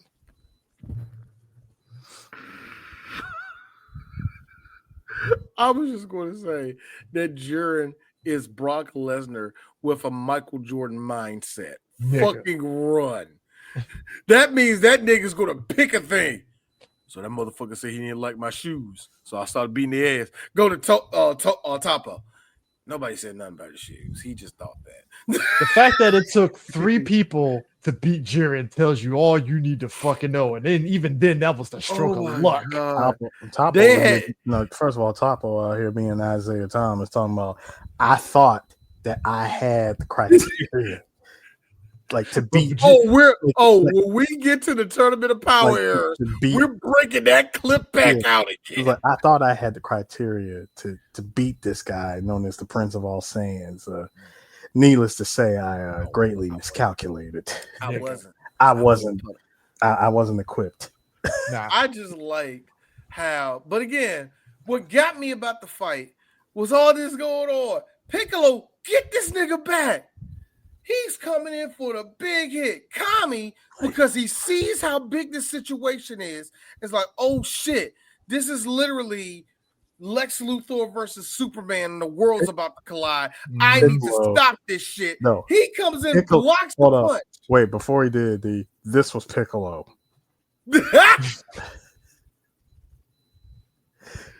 Full sprint. Full sprint going at 80 miles per hour right at Goku's face. Kami, show by nowhere, blocks it. Goku. That's when I took it personal. Whoa.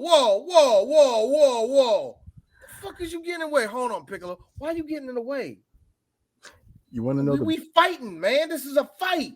No, you get your lick back. Give me a second. We having a fight right now, man. You want to know the best? You break it. No. This is not sports. What's that, nigga? You want to know the best thing about this? Who knew the same thing would apply with Vegeta? Vegeta did the exact same thing, sort of, on Namek. When Raccoon shot that blast at him and Gohan grabbed him and Krillin intervened. Kicked him in the neck, kicked him in the face, and then the thing went out his nose and shit. No, it's the fact that Vegeta looked at Gohan and said, I did not ask for you to help me. Sir, that is called the Lieutenant Dan, okay? All right. No, and then hold on. This is pure. Hold on. This is pure real nigga energy. No, it is because I'm sorry. No, because hear me out. I was with Goku when he said, wait, why did you interfere? He was like, because he was gonna kill you. Who's to say that he was even gonna hit me? Who's to say I wasn't gonna dodge? Who's to say I didn't have a counterattack ready? Gonna kill me?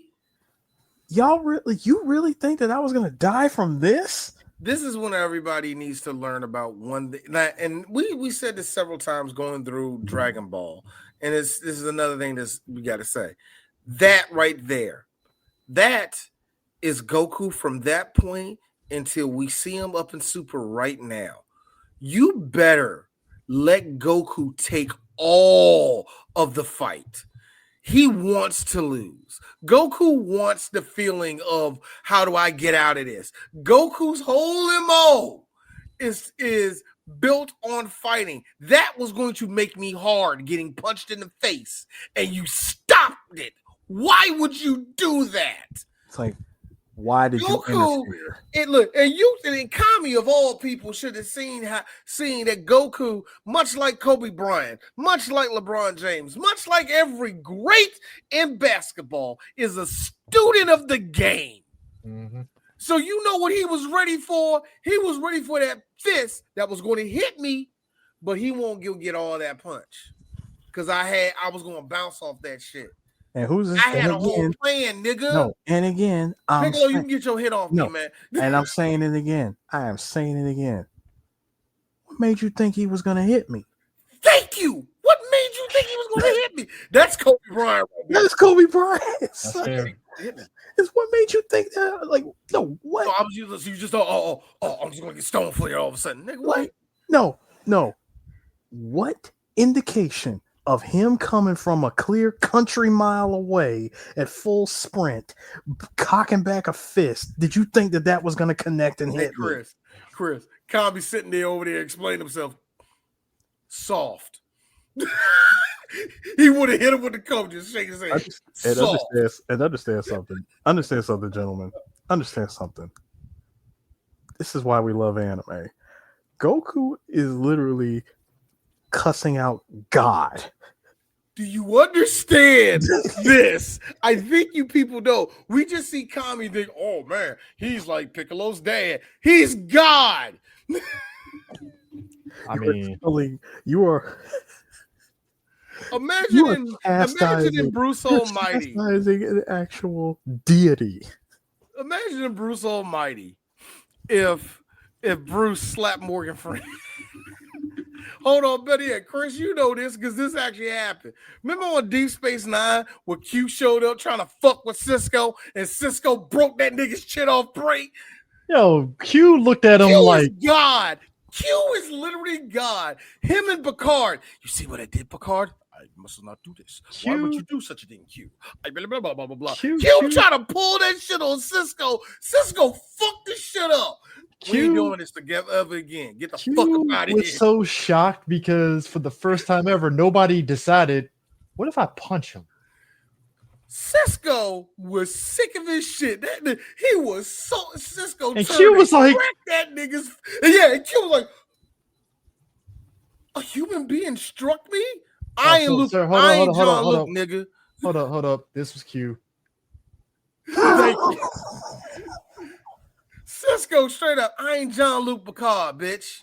You can pull that with that Englishman. You ain't pulling that with me, nigga. Which by the way, first episode of Deep Space Nine, when fucking Cisco and Picard are talking, and Cisco has a straight face, and you're like, how the fuck is Cisco so pissed off at Picard? And then Cisco was like, yeah, you killed my wife when you were the Borg. I ought to fuck you up right now, but you're lucky you're Captain Picard. That's basically the vibe. First off, I don't like you as a captain anyway. Second of all, my wife died because of you. Well, the Borg had to be, and I could not break it. I tried to do this. Fuck you.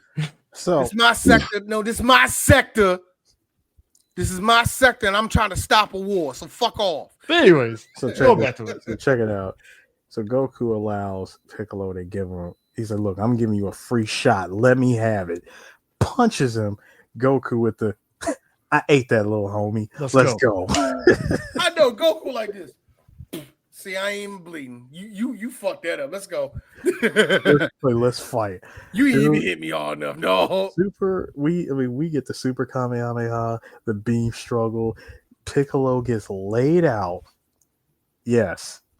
Piccolo gets laid out with. Why is his mouth open? That's all I'm saying. Oh well, first of all, for one thing, CJ. Hold on, put the picture back up. He's playing possum. Little do we know, during in the middle of that countdown. All right, Vince, hit him in the head, right between the eyes.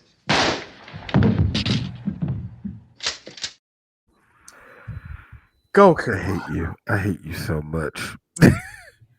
Right when we heard nine, the white girl feet too. He got the white girl feet. Eats a whole beam to the chest. Any other person did. Goku somehow. It's another Tuesday. First of all, sir, a beam of that size and caliber somehow missing a vital organ. By the way, yeah, look at that. Look, his liver is in pain, but outside of that.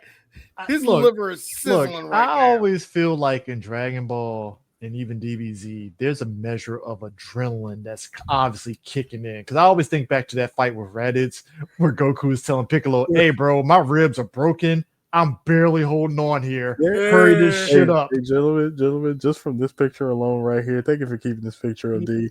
There is a famous line that Tupac said, see me your flesh and get your chest blown. That man needs some milk immediately. So then, Piccolo. Wait, actually, I have the right response. Look, I can see their parachutes. They're okay. Okay. Piccolo, standing on all business, goes, I'm taking out your arms. I'm taking out your legs. bro, literally by doing the surgical one finger beam shots at vital points of both legs and arms, like you have no use of your body at this point. Right. And I've been waiting, baby. Proceed. No, anytime you see. Thank you. This is how I win. Anytime you see a character go arms wide like this and proceeds to float up into the air like I'm about to take this man out and ruin his entire career. His career is over. This fight is over. It doesn't work. You fire off. You put all of your energy into this one shot. This one shot. You think Goku is out. The floor, the dust settles, floor is cleared, everybody thinking that he's dead and gone. Krillin. Hey, what's that? Goku finally learned how to fly, or at least he had that ability in the back pocket. Comes flying in and straight say that a hero can save us right in the rib cage. I wish you had the video clip. It was literally the equivalent of fucking Ralph flying through the window in The Simpsons, except he flew into fucking Piccolo. Nah, I got you. No, I got you. This was Piccolo when he saw Goku coming. What the hell? Bro, it's the flimsy body like this, and you see the corner of Piccolo like on this left side, and you just see a body, and you just turns around. What? It's the flying headbutt into the rib cage, sending Piccolo sliding across the field. Goku had been going 100+ miles an hour coming down from the sky. That would kill anybody. I'm gonna tell you right now, at the rate of speed that Goku was going, my man was at terminal velocity. Oh, bro, I mean, enough to put Piccolo down for the count. Yeah, I mean, you know, this was your man's, all right. This your man's right here. You know, I just like how Piccolo, after this whole fight, is just like, got something for that ass. Special beam cannon. Yeah, in about 5 years. But I also have to question the Piccolo. On that. I'm cooking that shit up. It's gonna be hot. But I have to ask though, the Piccolo. So Piccolo, given you had to charge that, what the fuck made you think Goku was just gonna sit back and just let you charge that shit? Because first of all, he thought that he would get another chance to break him down limb wise. Okay. Fair. And fair. He would try to get lightning to strike in a bottle again. Okay, but fair. Here's the thing. Goku finally, it took 3 tournaments and he finally won a tournament. So after he wins the tournament, Kami steps in, which, by the way, did y'all know that Kami tried to get Tien to kill him since he can't commit suicide?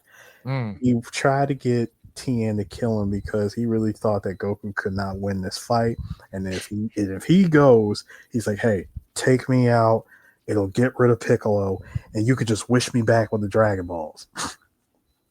Come to find out, of course, Goku caught wind of this and was like, hey, God don't got faith in me, nigga. No. He ain't say no. Stop, dude. First of all, he said, look, I know I'm dumb, but I ain't stupid. All right. I know that if you die, the Dragon Balls go too. How is it that everybody else somehow did not notice? They didn't. I didn't think nobody knows the rules like that yet. No one knew the rules except. But this what goes to show you what 3 years of training education does for Goku. My man figured all that out. Are you trying to say education? Are you trying to say that a black man? Yes, I am. No, I'm doing it. Black man educated him. All right, done. Mm-hmm. Anyway, one of our friends is probably popping a gasket and popping another vein and popping a vein in his neck because you're not being powerful right now, Harris.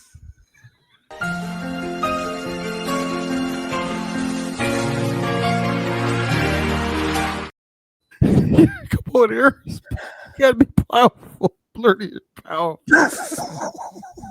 You gotta, man. That's, Come on. no, that's I understand it. I understand it, y'all. I know you understand it. We's going to be in trouble. It's right there. I understand that. I totally understand it. Listen, Master don't like you when your little boy stay out. I understand y'all don't like that shit. But here's the facts. Popo helped make Goku who he is today. Y'all have there's no way you can get around that. But anyway. So check this out. So after everything was all said and done, Goku gets a sensu bean. He even says, "Hey, let me get an extra sensu bean." Gives it to Piccolo because he he keeps it real with everybody. I don't want him to die because this is probably the most exciting opponent that I've had to fight against. Mm-hmm. Like, what if he comes back and he wants to do it again? Guess what? I'll beat the crap out of him again. It's like we run that shit back. We're gonna run that fade again. I'm gonna stop him again. Why would Goku do such a thing? I don't understand why he would do that to Frieza. Frieza had a chance. Frieza did. I love that Goku literally beat this nigga halfway to death, and then when Frieza cut himself in half, Goku was like, "See, I told you, fucking around with me, he was gonna get you like this. Get off the planet, bro." You lost this fight like an hour ago. You been lost this fight. I got a wife at home. I don't know how I'm gonna get there. My ship ain't too far away. I'm gonna make it in time for dinner. And then Frieza just said, "You know what? We're both gonna die." Now he hit Kane's cousin from Minister Society. I ain't going out like that. Dude. I like how Goku turned around. I like the way Goku turned around. Goku turned around like, I know this nigga did not. You fool! And then proceeded to do the same exact shit when Vegeta beat the brakes off his ass. Yeah, because Vegeta, because I'm gonna say it. I'm gonna still hold on, and I'm still I'm planting that flag of this argument. Vegeta won the first time they fought each other. Now, Eris, here's the thing: you saying that no one's going to debate that. Only a fucking moron, who you probably won't even talk to, will debate that with you. I have yet to come across a hardened Goku fan that will really sit and try to explain to me how Goku won that fight. Because if that was the case, he didn't win that fight, that would be Yajirobe. And if that was also the case of the dude that was making that argument, that's Krillin that won the fight. Mm-hmm. So let's stop doing that. Only a fucking moron would think that. Yep. Goku needed to lose that fight so Vegeta can go, why the fuck he kept going? Why? Now he got all the power? What made you so special? Man, fuck you, nigga. And then when he came back alive and saw that, when he came back alive and saw that blonde hair. Oh, he was him.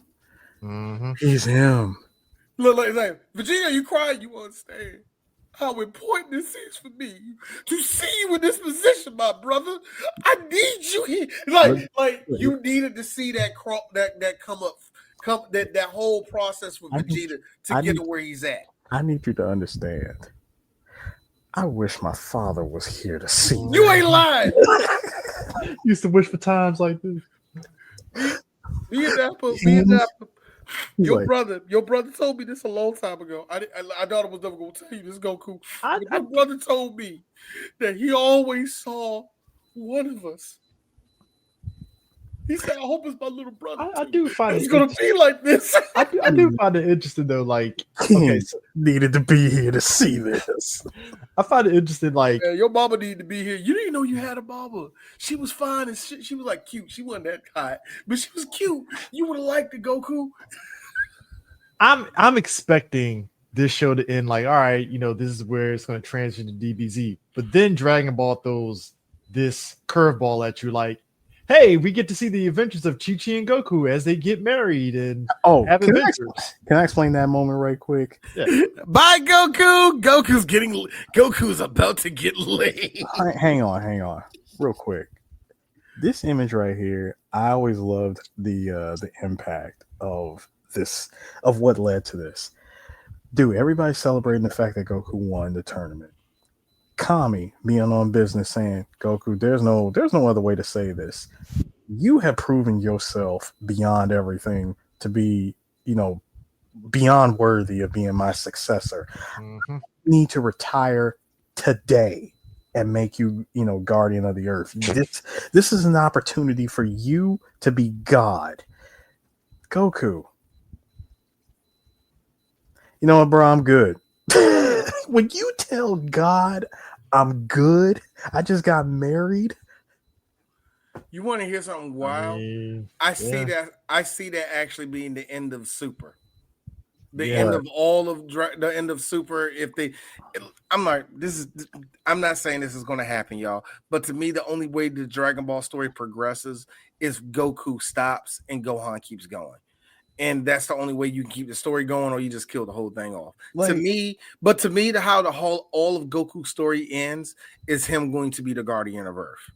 I see that being his thing. I don't know how that will be played out. I don't know how you do it. To me, that'll be a good full circle to me. That's all I'm saying. That's all I'm saying.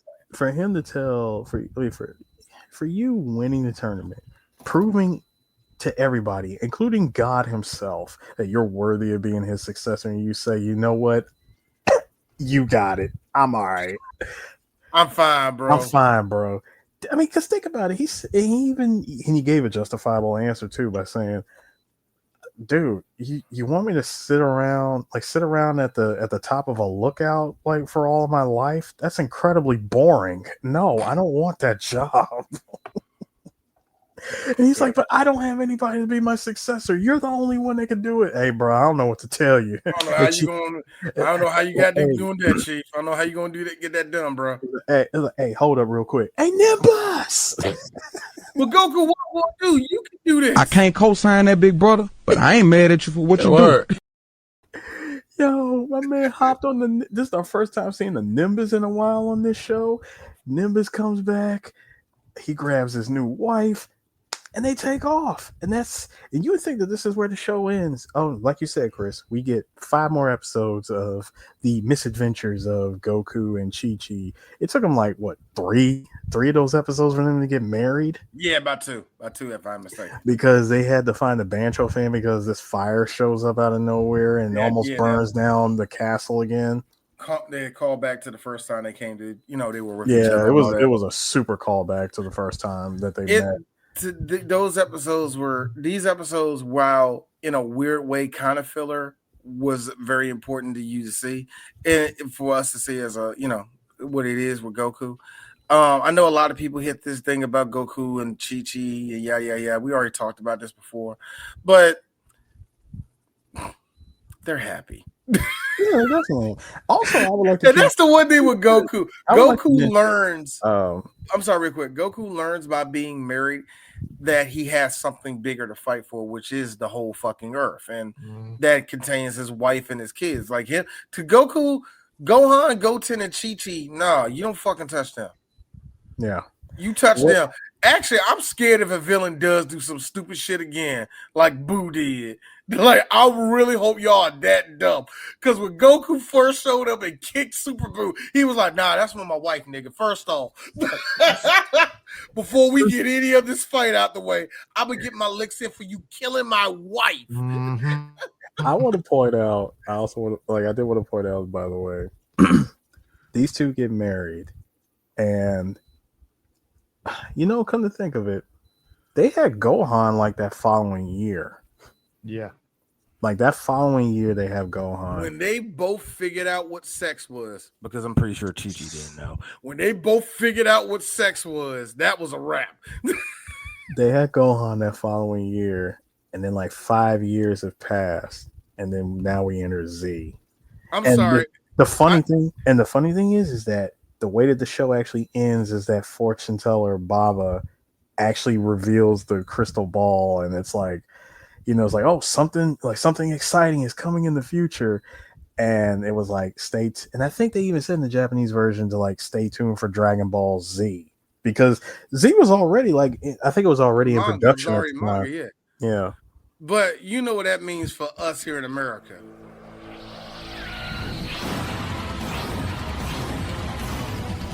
Oh, shit. Here we go again. The Ron Wasserman music too. I love it. But yeah. Dragon Ball, guys. I'm sorry. We had to deal with that like 50 times. Oh my God. Do you know how many times I've seen that? Yes, there's a reason why I put shit. Because I think we all said that at least twice when we looking at the reruns. Like, I wonder, is this going to be the day? Oh shit, here we go again. Where's the farmer? Shotgun. Yeah. Blah, blah, blah. Keep your eye on the birdie. That shit. Yeah, Ocean Dub. Funimation. I call this move a double Sunday. Do you know? Shout out to all of you 90s and Zoomer Dragon Ball fans. Double Sunday. And what's the other one? Saturday Crush. Do you know that these young niggas love those two moves? Niggas younger than us goes, double Sunday. They love that shit. Budokai. Them kids love it. I love it. Just, yeah. But yeah, that to me, that shit to me as an old taku, it like I love that you kids have it. Thank you so much. I do. You know what? My first time of learning about this was high school. You know, that's what I'm saying. The fact that you're screaming it at the top of your lungs, Saturday Crush. I never brought this up though, but I think maybe we did, but it was kind of interesting how like when you think about Dragon Ball, other than like the Super Nintendo games that kind of track the whole thing with Dragon Ball, you never got like any modern consoles that really touch Dragon Ball like that. And even with the newest thing, with Kakarot and all that, they never really did that. The only one that did Kakarot dipped a toe in it briefly. No. Wait a minute. The only one that did was God. I want to say in a weird way the Legacy of Goku games. I was going to say, did that do that? Yeah, that. Oh, did Xenoverse? No, Xenoverse did. Never mind. Oh, there was one that touched. Xenoverse had the characters from Dragon Ball. No, hang on. There was one game. It actually came out on the Wii. It was a Dragon Ball game, and King Piccolo, I think, was like the final boss at the end of it. No, okay. It was a Wii game. Oh, okay. In fact, Xenoverse 2. No. It wasn't Xenoverse. No, it wasn't Xenoverse. It was that. No, because there was a game that had Dragon Ball. Dragon Ball Revenge of King. Yeah, Revenge of King Piccolo. God, there were so many games that Atari and Bandai slammed together and just pushed out. Atari had a run. You know, remember Super Dragon Ball Z? That was basically Street Fighter with Dragon Ball characters, basically. I will never forget that. Forgettable one. The Super Nintendo games made by the guys who make Street Fighter.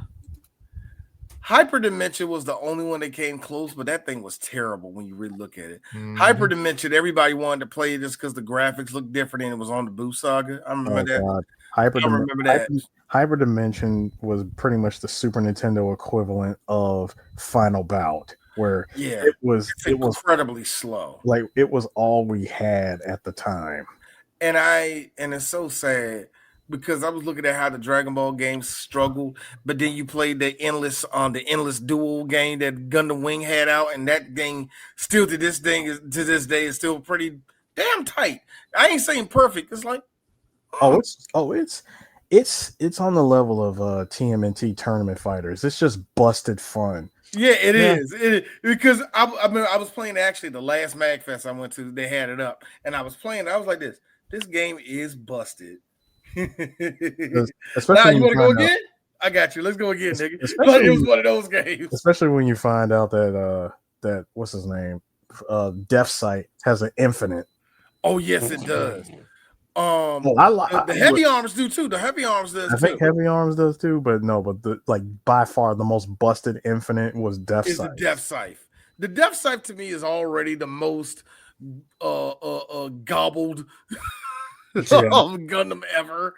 Like I like the Death Sight, but you ever talk to a nigga that loved the Death Sight? It's like, dog, other Gundams were made.